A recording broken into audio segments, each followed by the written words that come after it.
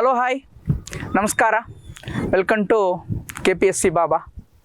So ನಮ್ಮದು day 7 7ನೇ ದಿನದ ಪ್ರಶ್ನೋತ್ತರಗಳ ಚರ್ಚೆಯನ್ನು ಶುರು ಮಾಡೋಣ ಬನ್ನಿ ಸ್ನೇಹಿತರೆ.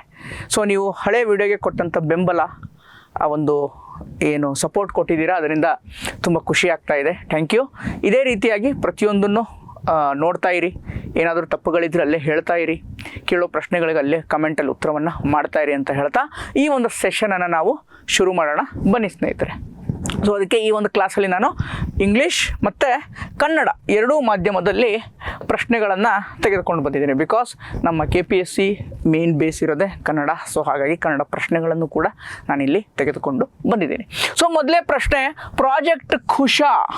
ಓಕೆ, ಪ್ರಾಜೆಕ್ಟ್ ಖುಷಾ ಯಾವುದಕ್ಕೆ ಸಂಬಂಧಪಟ್ಟಿದೆ ಅನ್ನುವಂಥದ್ದು 3 ಹೇಳಿಕೆಗಳನ್ನ ಕೊಟ್ಟಿದ್ದೀವಿ. 3 ಸ್ಟೇಟ್ಮೆಂಟ್ಸ್ಗಳನ್ನು ನಾವು ಪ್ರಾಜೆಕ್ಟ್ ಖುಷಾಗೆ ಸಂಬಂಧಪಟ್ಟಂತೆ 3 ಸ್ಟೇಟ್ಮೆಂಟ್ಗಳನ್ನು ಕೊಟ್ಟಿದ್ದೀವಿ. ಇದು ಒಂದು indigenous initiative to develop a long range defence missile system. Okay, ಇದೊಂದೇನು ದೀರ್ಘ ಶ್ರೇಣಿಯ ವಾಯು ರಕ್ಷಣಾ ಕ್ಷಿಪಣಿ ವ್ಯವಸ್ಥೆ ಅಭಿವೃದ್ಧಿ, ಸ್ಥಳೀಯವಾಗಿ ನಾವು ಅಭಿವೃದ್ಧಿ ಮಾಡಿರುವಂಥದ್ದು, ಅಂದರೆ ಸ್ವದೇಶಿಯಾಗಿ ಅಭಿವೃದ್ಧಿ ಮಾಡಿರುವಂಥದ್ದು ಅಂತ ಹೇಳ್ತಾ ಇದ್ದಾರೆ. ರೈಟ್. ಸೆಕೆಂಡ್ ಒನ್, ಇದು ದೀರ್ಘ ಶ್ರೇಣಿಯ ಮೇಲ್ಮೈನಿಂದ ಆಕಾಶಕ್ಕೆ, ಮೇಲ್ಮೈ ಅಂತಂದರೆ ಭೂಮಿಯಿಂದ ಆಕಾಶಕ್ಕೆ ಏನು ಹಾರಿಸುವಂತಹ ಒಂದು ಮಿಸೈಲ್ ಕ್ಷಿಪಣಿ. ಓಕೆ, ಗುರಿಯನ್ನು ಹೊಂದಿದೆ, ಭೂಮಿಯಿಂದ ಆಕಾಶಕ್ಕೆ ಹಾರಿಸುವಂಥ ಒಂದು ಕ್ಷಿಪಣಿ ಅಂತ ಎರಡನೇ ಹೇಳಿಕೆ ಹೇಳ್ತಾ ಇದೆ. Yes, surface to air missile, long range surface to air missile ಅಂತ ಹೇಳ್ತಾ ಇದ್ದೀವಿ. ಓಕೆ, ಮೂರನೇ ಸ್ಟೇಟ್ಮೆಂಟು, ಇದನ್ನು ಅಭಿವೃದ್ಧಿಪಡಿಸುತ್ತಿರುವ ಸಂಸ್ಥೆಗಳೆಂದರೆ DRDO ಮತ್ತು ಭಾರತದ BHEL. The developing bodies are DRDO and BHEL ಅಂತ ಕೊಟ್ಟಿದ್ದೀವಿ. ಬಟ್ ಯಾವುದು ಸರಿ ಇದೆ ಸ್ನೇಹಿತರೆ 3ರಲ್ಲಿ?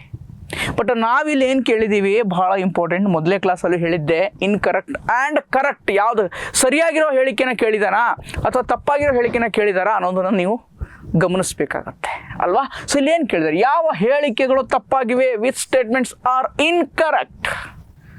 ಸೊ ಯಾವ ತಪ್ಪಾಗಿದೆ? 3ನೇ ಹೇಳಿಕೆ ತಪ್ಪಾಗಿದೆ. ಯಾಕೆ ಅಂತ ನೋಡೋಣ. ಇದನ್ನು ಅಭಿವೃದ್ಧಿಪಡಿಸಿರೋದು DRDO, ಎಸ್, ಬಟ್ BHEL ಅಲ್ಲ, BEL ಪ್ಲಸ್ IAI ಅನ್ನುವಂಥ ಒಂದು ಕಂಪನಿ. ಇದು ಯಾವ ದೇಶದ ಕಂಪನಿ ಅಂತಂದರೆ ಇಸ್ರೇಲ್. ಸರ್, ಇಸ್ರೇಲ್ ಹೆಲ್ಪ್ ತೊಗೊಂಡು ಮತ್ತು ಸ್ಥಳೀಯ ಅಂತ ನಾವೇ ಇಲ್ಲೇ ಅಭಿವೃದ್ಧಿಪಡಿಸಿರೋದು. ಓಕೆ, ಅವರಿಂದ ನಾವು ಕಂಪ್ಲೀಟಾಗಿ ಅದನ್ನು ತೆಗೆದುಕೊಂಡು ಬಂದು ಇಲ್ಲಿ ನಾವು ಅದನ್ನು ಪ್ರಯೋಗ ಮಾಡ್ತಾ ಇದ್ದರೆ ಅದೇನಾಗುತ್ತೆ, ನಮ್ದಾಗಲ್ಲ, ಇಂಡಿಜಿನಿಯಸ್ ಅಂತ ಆಗಲ್ಲ. ಬಟ್ ಇಲ್ಲೇ ಡೆವಲಪ್ ಮಾಡ್ತಾ ಇದ್ದೀವಿ, ನಾವೇ ಡೆವಲಪ್ ಮಾಡ್ತಾ ಇದ್ದೀವಿ with support of BEL and HAL and DRDO. ಹೀಗಾಗಿ 3ನೇ ಹೇಳಿಕೆ ಏನಿದೆ ತಪ್ಪಾಗಿದೆ. ಓಕೆ, ಇದೊಂದು ವಾಯು ಕ್ಷಿಪಣಾ ವ್ಯವಸ್ಥೆ, ಇದೊಂದು long range defence system, surface to air missile. Okay, ಭೂಮಿಯಿಂದ ಆಕಾಶಕ್ಕೆ ಹಾರಿಸುವಂಥ ಒಂದು ಮಿಸೈಲ್. ಇಷ್ಟೇ ಗೊತ್ತಿರಲಿ ಸಾಕು, ಪ್ರಾಜೆಕ್ಟ್ ಖುಷಾ. ರೈಟ್. ಸೊ 1ನೇ ಪ್ರಶ್ನೆ ನಿಮ್ಗೆ ಗೊತ್ತಾಯ್ತು ಅಂತ ಅನ್ಕೊತೀನಿ. 2ನೇ ಪ್ರಶ್ನೆ ಸ್ನೇಹಿತರೆ, 2ನೇ ಪ್ರಶ್ನೆ, ಡಿಫೆನ್ಸ್ ಎಕ್ಸಸೈಸ್ ಹೇಳಿದ್ದೆ, ಸಮರಾಭ್ಯಾಸಗಳು. ಓಕೆ, ಯುದ್ಧ ಸಮರಾಭ್ಯಾಸಗಳು ಎಲ್ಲ ಪರೀಕ್ಷೆಗಳಲ್ಲೂ ಇತ್ತೀಚಿನ ದಿನಗಳಲ್ಲಿ ಏನು ಮಾಡ್ಬೋದು, ಮ್ಯಾಚ್ ದಿ ಫಾಲೋವಿಂಗು ಕೇಳಿಬಿಡ್ಬೋದು. ಓಕೆ, ಸ್ಲಿನೆಕ್ಸ್ 25 ಸಮರಾಭ್ಯಾಸ ಯಾವ 2 ದೇಶಗಳನ್ನು ನಡೆಯುತ್ತದೆ ಅಂತ ಕೇಳಿದ್ದಾನೆ. 4 ದೇಶಗಳನ್ನ ಕೊಟ್ಟಿದ್ದೀವಿ, ಇಂಡೋನೇಷ್ಯಾ, ಶ್ರೀಲಂಕಾ, ಭಾರತ ಸಿಂಗಾಪುರ್ ಮತ್ತು ಇಂಡೋನೇಷ್ಯಾ ಸಿಂಗಾಪುರ್ ಅಂತ. ಯಾವುದು ಗೊತ್ತಿದ್ರೆ comment hockey, just pass and comment. I will tell the answer. ನಾನು ಉತ್ತರವನ್ನು ಹೇಳ್ತೀನಿ ನಿಮಗೆ. ಯಾವ್ದು ಆನ್ಸರು? ಭಾರತ ಮತ್ತು ಶ್ರೀಲಂಕಾ. ಇಂಪಾರ್ಟೆಂಟ್. ಸ್ಲಿನೆಕ್ಸ್ ಇಲ್ಲಿ ಸಿಂಗಾಪುರ್ನು ಕೊಟ್ಟಿದ್ದಾರೆ, ಭಾರತ ಮತ್ತು ಸಿಂಗಾಪುರ್ನು ಏನು ಮಾಡಿದ್ದಾರೆ, ಕೊಟ್ಟಿದ್ದಾರೆ ಅಲ್ವಾ. ಭಾರತ ಸಿಂಗಾಪುರ್ ನಡೆಸುವಂತಹ ಅದರ ಹೆಸರೇನು, ಯುದ್ಧಾಭ್ಯಾಸದ ಹೆಸರು, military exercise name, what is that? ಸಿಂಬ್ಯಾಕ್ಸ್. ಏನು ಸಿಂಬ್ಯಾಕ್ಸ್? Note it down. ನೆಕ್ಸ್ಟ್ ಪರೀಕ್ಷೆನಲ್ಲಿ ಬರಬಹುದು, note it down. Okay, ಗೊತ್ತಾಯ್ತಲ್ವಾ? Right. So ಇನ್ನೊಂದು ಬರುತ್ತೆ, ಇಂಡೋನೇಷ್ಯಾನು ಇದೆ ಅಲ್ವಾ ಇಲ್ಲಿ option. Sri Lanka ಬಿಟ್ಟುಬಿಡಿ, Indonesia plus Bharat ನಡೆಸುವಂಥದ್ದು ಯಾವುದು, ಯಾವ ಎಕ್ಸಸೈಸು ಗೊತ್ತಿದ್ರೆ ಕಮೆಂಟ್ ಹಾಕಿ. ಯಾವ ಎಕ್ಸಸೈಸಪ್ಪ? ಇಂಡೋನೇಷ್ಯಾ ಮತ್ತು ಭಾರತ ನಡೆಸುವಂಥದ್ದು ಸಮುದ್ರ ಶಕ್ತಿ.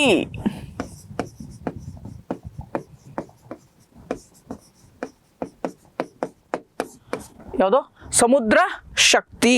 ಭಾರತ ಮತ್ತು ಇಂಡೋನೇಷ್ಯಾ ನಡೆಸುವಂಥದ್ದು. ಗೊತ್ತಾಯ್ತಲ್ವಾ? These are the things you have to study. Next ಪರೀಕ್ಷೆಗಳಲ್ಲೂ ಕೂಡ ಏನಾಗ್ಬೋದು, ಪ್ರಶ್ನೆ ಬರ್ಬೋದು. ಓಕೆ, ಮೂರನೇ ಪ್ರಶ್ನೆ. ಸೊ ಏನು ಕೇಳಿದ್ದಾನೆ? ಮೌಂಟ್ ಲಿವೋಟೋಬಿ ಪರ್ವತ, mount Lewotobi okay is a twin volcano. ಇದೊಂದು ಅವಳಿ ವಲ್ಕ್ಯಾನೋ, ಜ್ವಾಲಾಮುಖಿ. ವಲ್ಕ್ಯಾನೋ ಅಂದ್ರೇನು? ಜ್ವಾಲಾಮುಖಿ. ಓಕೆ, ಅವಳಿ ಜ್ವಾಲಾಮುಖಿ. ಅದರಲ್ಲಿ ಸ್ಟ್ರಾಟೋ ಜ್ವಾಲಾಮುಖಿ, ಸ್ಟ್ರಾಟೋ ವಲ್ಕ್ಯಾನೋ ಅಂತ ಹೇಳ್ತೀವಿ. ಯಾವ ಎರಡು ಆ ಅವಳಿ ಜ್ವಾಲಾಮುಖಿಗಳ ಹೆಸರೇನು? ಓಕೆ, ಲೋಕಲ್ಲಿ ಅದಕ್ಕೆ ಏನಂತ ಕರೀತಾರೆ? ಆ ಎರಡು ಪೀಕ್ಗಳಿಗೆ, ಜ್ವಾಲಾಮುಖಿ ಸಿಡಿಸುವಂಥ ಈ ಪರ್ವತದಲ್ಲಿ ಎರಡು ಎತ್ತರಗಳಿದ್ದಾವೆ, ಶಿಖರಗಳಿದ್ದಾವೆ. ಆ ಎರಡು ಶಿಖರಗಳಿಗೆ ಏನಂತ ಕರೀತಾರೆ? ಫಸ್ಟ್ ನೀವು ತಿಳ್ಕೋಬೇಕಾಗಿರೋದೇನು, ಈ ಲಿವೋಟೋಬಿ ಪರ್ವತ ಯಾವ ದೇಶ ಲಿವೋಟೋಬಿ ಪರ್ವತ? Indonesia.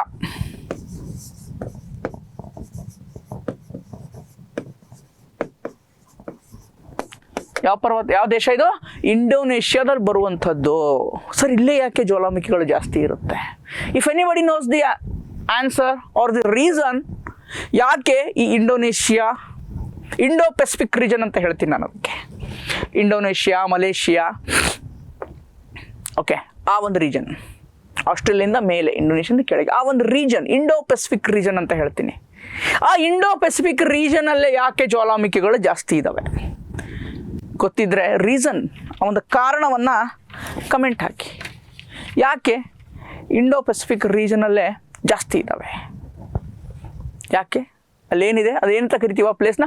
Ring of fire.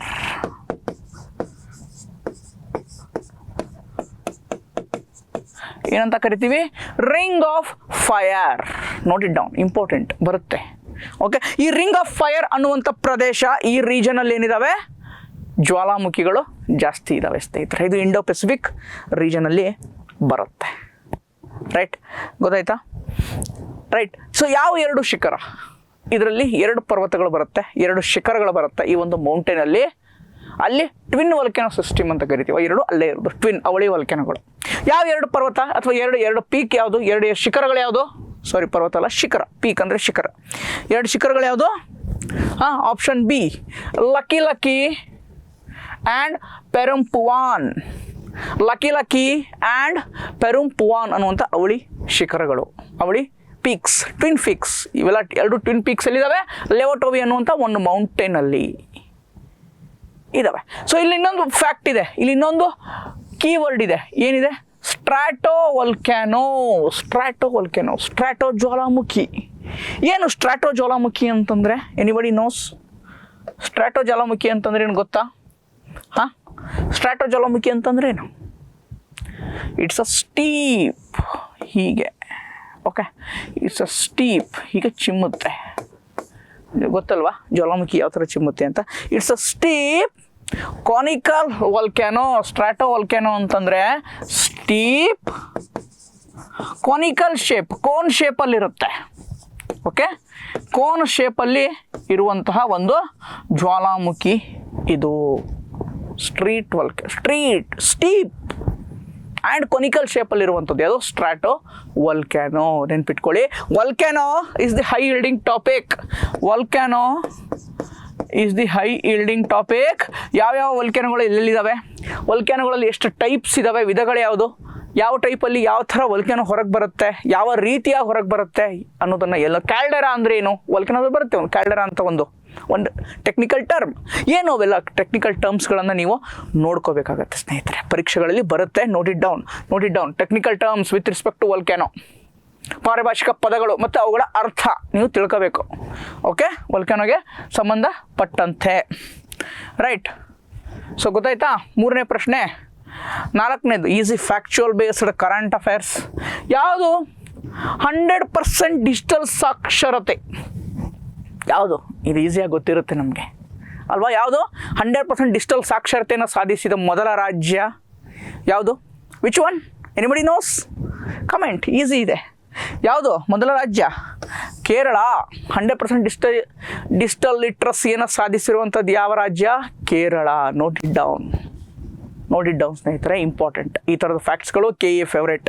K A ಯಾಕಂದರೆ ನೆಕ್ಸ್ಟ್ PSI ಎಕ್ಸಾಮ್ಸ್ ಕಂಡಕ್ಟ್ ಮಾಡೋದು ಯಾರು ಮೋಸ್ಟ್ ಪ್ರಾಬಬ್ಲಿ ಕೆ ಎ. ಯಾಕೆ ಪೊಲೀಸ್ ಬೋರ್ಡ್ ಆಗೋಕ್ಕಿಂತ ಮುಂಚೆನೇ ಕಂಡಕ್ಟ್ ಮಾಡಬೇಕು ಅಂತ ಡಿಸೈಡ್ ಮಾಡಿದ್ರೆ PC ಆ್ಯಂಡ್ PSI ಕೆ ಎನೇ ಕಂಡಕ್ಟ್ ಮಾಡುತ್ತೆ, right. So next awards and reports, sports.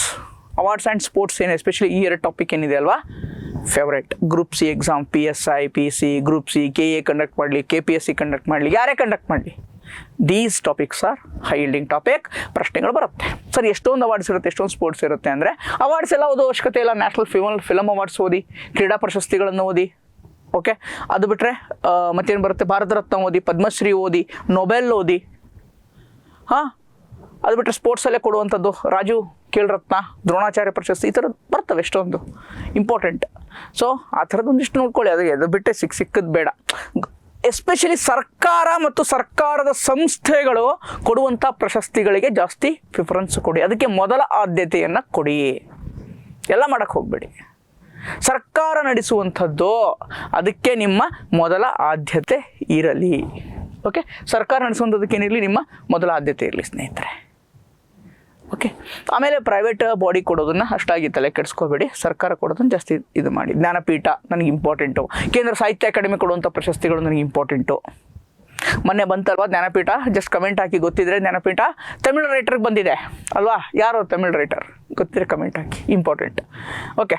So 71ನೇ ರಾಷ್ಟ್ರೀಯ ಚಲನಚಿತ್ರ ಪ್ರಶಸ್ತಿಗಳು ಮತ್ತು ಅತ್ಯುತ್ತಮ ಚಲನ ಪ್ರಶಸ್ತಿ ಗೆದ್ದ 12th ಫೇಲ್ ಚಿತ್ರವನ್ನು ನಿರ್ದೇಶಿಸಿದವರು ಯಾರು? 12th ಫೇಲ್, ಓಕೆ, ಅನ್ನುವಂಥ ಫಿಲಮನ್ನು ಡೈರೆಕ್ಟ್ ಮಾಡಿದ್ದು ಯಾರು? ಅದಕ್ಕೆ ಬೆಸ್ಟ್ ಫಿಲಮ್ ಅವಾರ್ಡ್ ಬಂದಿದೆ. 71ನೇ ನ್ಯಾಷನಲ್ ಫಿಲಮ್ ಅವಾರ್ಡ್ಸಲ್ಲಿ ಬೆಸ್ಟ್ ಫಿಲಮ್ ಅವಾರ್ಡ್, ಅತ್ಯುತ್ತಮ ಚಲನಚಿತ್ರ ಪ್ರಶಸ್ತಿ ಬಂದಿದೆ. 12th fail, okay. 12th fail ಅನ್ನುವಂಥ ಮೂವಿ. 12th ಫೇಲ್ ಆಗಿರ್ತಾರೆ, UPSC ಟ್ವೆಲ್ತ್ ಫೇಲ್ ಆಗಿ ನೆಕ್ಸ್ಟ್ ಪಾಸ್ ಆಗಿ ಡಿಗ್ರಿ ಮುಗಿಸ್ಕೊಂಡು ಕಷ್ಟಪಟ್ಟು UPSC ಪ್ರಿಪ್ರೇಷನ್ ಮಾಡ್ತಾ ಇರ್ತಾರೆ ಡೆಲ್ಲಿನಲ್ಲಿ. ಸೊ ಲಾಸ್ಟ್ ಅಟೆಂಪ್ಟಲ್ಲಿ ಅವ್ರದ್ದೇನಾಗುತ್ತೆ, ಕ್ಲಿಯರ್ ಆಗುತ್ತೆ. ಸೊ ಆ ಒಂದು ಇನ್ಸ್ಪಿರೇಷನ್ ಬೇಸ್ಡೊಂದು ಏನಪ್ಪ ಮೂವಿ. ಇದನ್ನು ನಿರ್ದೇಶನ ಮಾಡಿದ್ದು ಯಾರು ಅಂತ ಕೇಳ್ತಾ ಇದ್ದಾರೆ. ಯಾರು? ವಿನೋದ್ ಚೋಪ್ರಾರವರು. ಇದೇ ಫಿಲಮ್ನಲ್ಲಿ ನಟನೆ ಮಾಡಿದ್ದಂತಹ, ಓಕೆ, ವಿಕ್ರಾಂತ್ ಅವ್ರಿಗೆ ಏನು ಬಂದಿದೆ? ವಿಕ್ರಾಂತ್ ಮಾಸೆ ಅವ್ರ ಹೆಸರು. ವಿಕ್ರಾಂತ್ ಮಾಸೆ ಅವರಿಗೆ ಏನು ಬಂದಿದೆ? ಅತ್ಯುತ್ತಮ ನಟ, ಬೆಸ್ಟ್ ಆ್ಯಕ್ಟರ್. ಇದೇ ಫಿಲಮಲ್ಲಿ ಆ್ಯಕ್ಟ್ ಮಾಡಿದ್ರು ಅವರು. ಯಾರು? ವಿಕ್ರಾಂತ್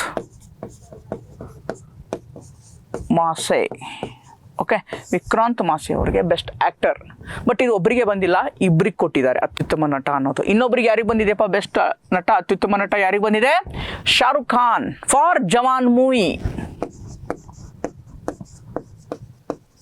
ಶಾರುಖ್ ಖಾನ್ ಫಾರ್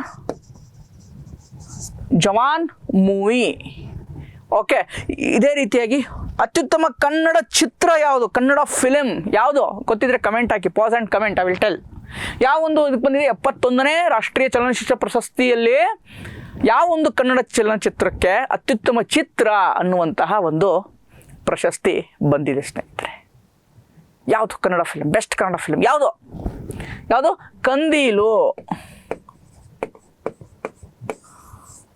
71ನೇ ರಾಷ್ಟ್ರೀಯ ಚಲನಚಿತ್ರ ಪ್ರಶಸ್ತಿಗಳಲ್ಲಿ ಕನ್ನಡದ ಒಂದು ಚಲನಚಿತ್ರಕ್ಕೆ ಅತ್ಯುತ್ತಮ ಚಿತ್ರ, ಓಕೆ, ಬೆಸ್ಟ್ ಕನ್ನಡ ಫಿಲಮ್ ಅನ್ನೋದು ಬಂದಿದೆ. ಯಾವುದೋ ಕಂದೀಲು, ನೆನ್ಪಿಟ್ಕೊಳ್ಳಿ.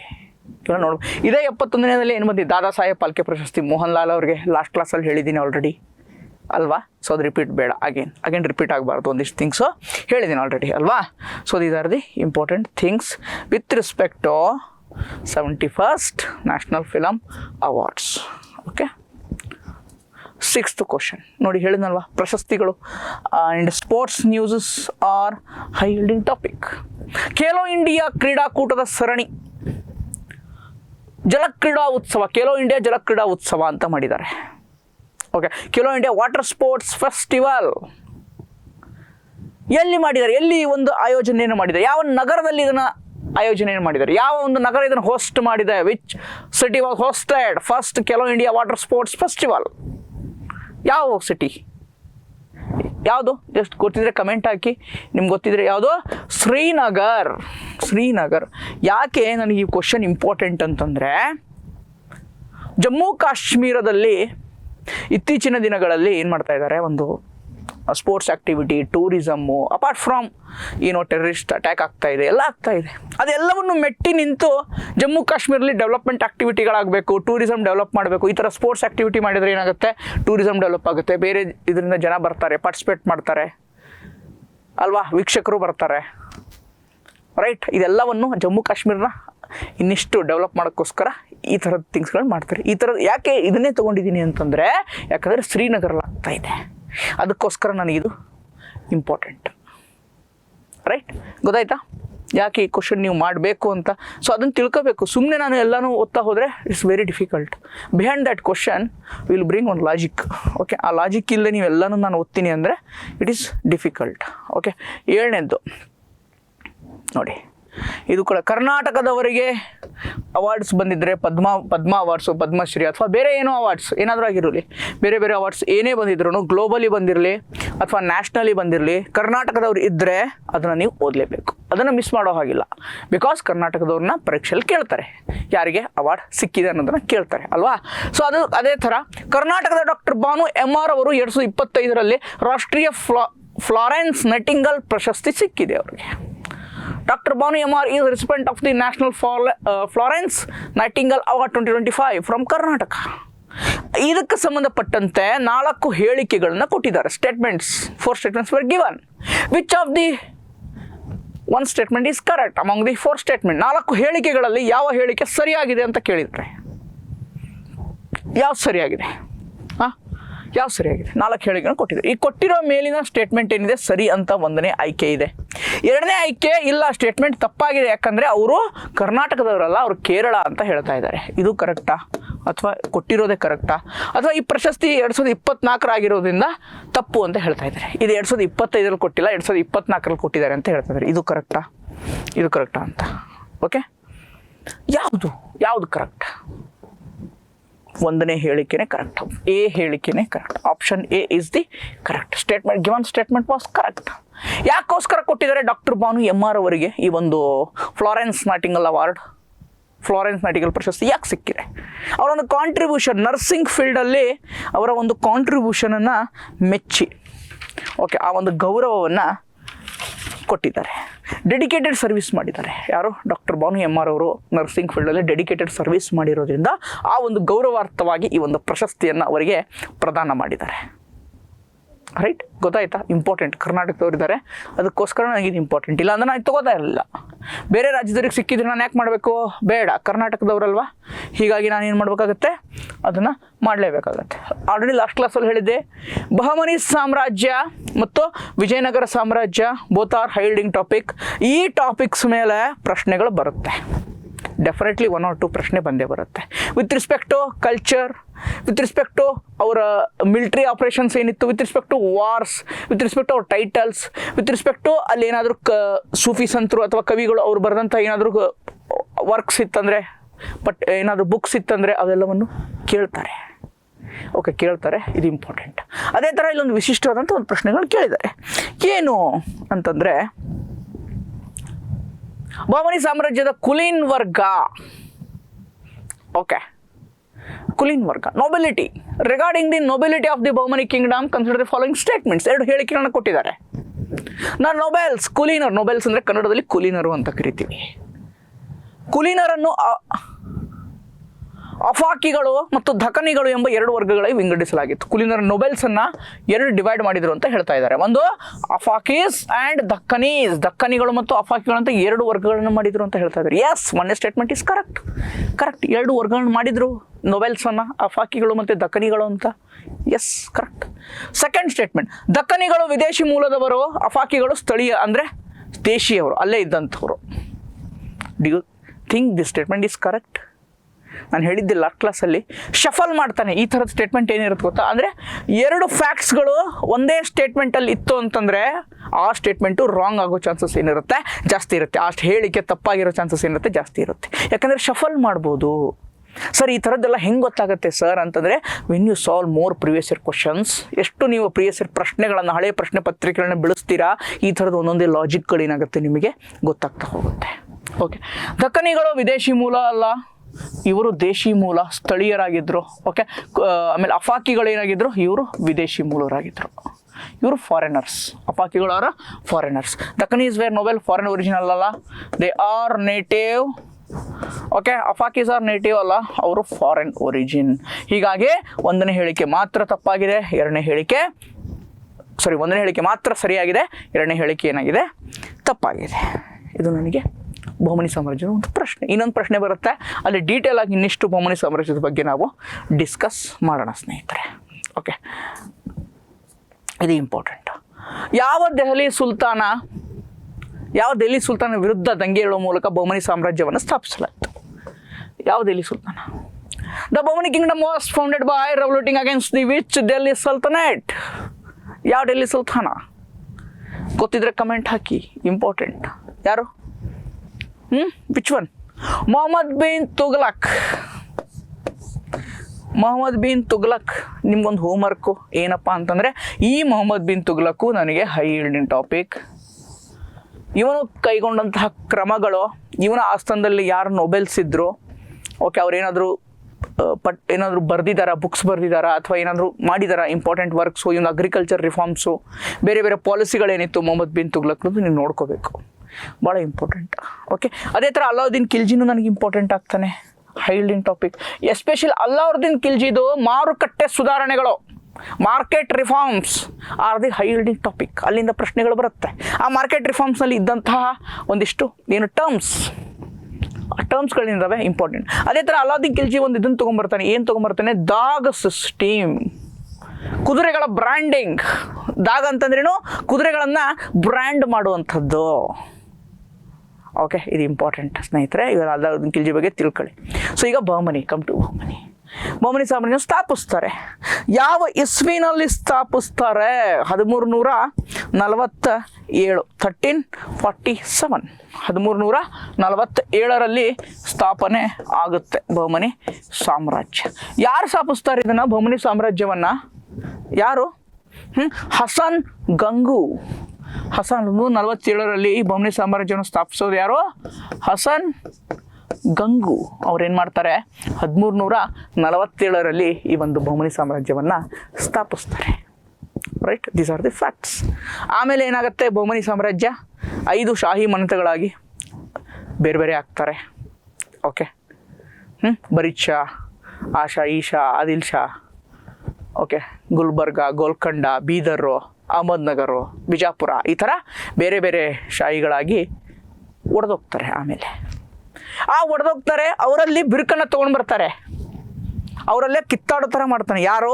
ವಿಜಯನಗರದ ಅಳಿಯ ರಾಮರಾಯ. ಅದರಿಂದ ಅಡ್ವಾಂಟೇಜ್ ತೊಗೊಂಡ, ಅದರಿಂದ ಉಪಯೋಗ ಮಾಡ್ಕೊತಾನೆ. ಯಾರು? ಅಳಿಯ ರಾಮರಾಯ. ಇದನ್ನು ಅರಿತಂತಹ 5 ಶಾಹಿ ಮನೆತನಗಳು ಏನು ಮಾಡ್ತಾರೆ, ನಾವು ಹೀಗೆ ಕಿತ್ತಾಡ್ಕೊತಾ ಇದ್ದರೆ ನಾವು ಏನು ಮಾಡ್ತೀವಿ, ಒಂದಿನ ಮುಚ್ಚೋಗ್ಬಿಡ್ತೀವಿ. ಆ ಥರ ಆಗಬಾರ್ದು, ನಾವೆಲ್ಲ ಒಗ್ಗಟ್ಟಾಗಬೇಕು, ನಾವು ಒಂದಾಗಬೇಕು, ಆ ಅಳಿಯ ರಾಮರಾಯನಿಗೆ ನಾವು ಸರಿಯಾದ ಪಾಠವನ್ನು ಕಲಿಸ್ಬೇಕಂತ ಹೇಳಿ ರಾಕ್ಷಸ ತಂಗಡಿ ಅಥವಾ ರಕ್ಕಸಗಿ ತಂಗಡಿಗೆ ಅನ್ನುವಂಥ ಯುದ್ಧ ಆಗುತ್ತೆ 1565ರಲ್ಲಿ, 1565. ಓಕೆ, ಯಾವ ಇಸ್ವಿಯಪ್ಪ ರಕ್ಕಸಗಿ ತಂಗಡಿಗೆ ಯುದ್ಧ ಆಗುವಂಥದ್ದು? 1565, 1565ರಲ್ಲಿ ಬ್ಯಾಟಲ್ ಆಫ್ ತಾಳಿಕೋಟ ಅಂತ ಕರಿತೀವಿ. ಓಕೆ, ರಕ್ಕಸಗಿ ತಂಗಡಿ ಅನ್ನುವಂಥ ಪ್ಲೇಸ್, ತಾಳಿಕೋಟೆ, ಬಿಜಾಪುರದ ತಾಳಿಕೋಟೆ ಹತ್ರ ರಕ್ಕಸಗಿ ತಂಗಡಿ ಅನ್ನುವಂಥ ಒಂದು ಗ್ರಾಮಗಳಿದ್ದಾವೆ. ಆ ಗ್ರಾಮದಲ್ಲಿ ಏನಾಗುತ್ತೆ, 1565ರಲ್ಲಿ ಘೋರ ಯುದ್ಧ ಆಗುತ್ತೆ. ಅದರಿಂದ ದಿ ಗ್ರೇಟ್ ವಿಜಯನಗರ ಸಾಮ್ರಾಜ್ಯ ಪತನ ಆಗಕ್ಕೆ ಶುರು ಆಗುತ್ತೆ. ಎ ಫಾರ್ಗಟನ್ ಎಂಪೈರ್ ಅಂತ ಕರಿತೀವಿ.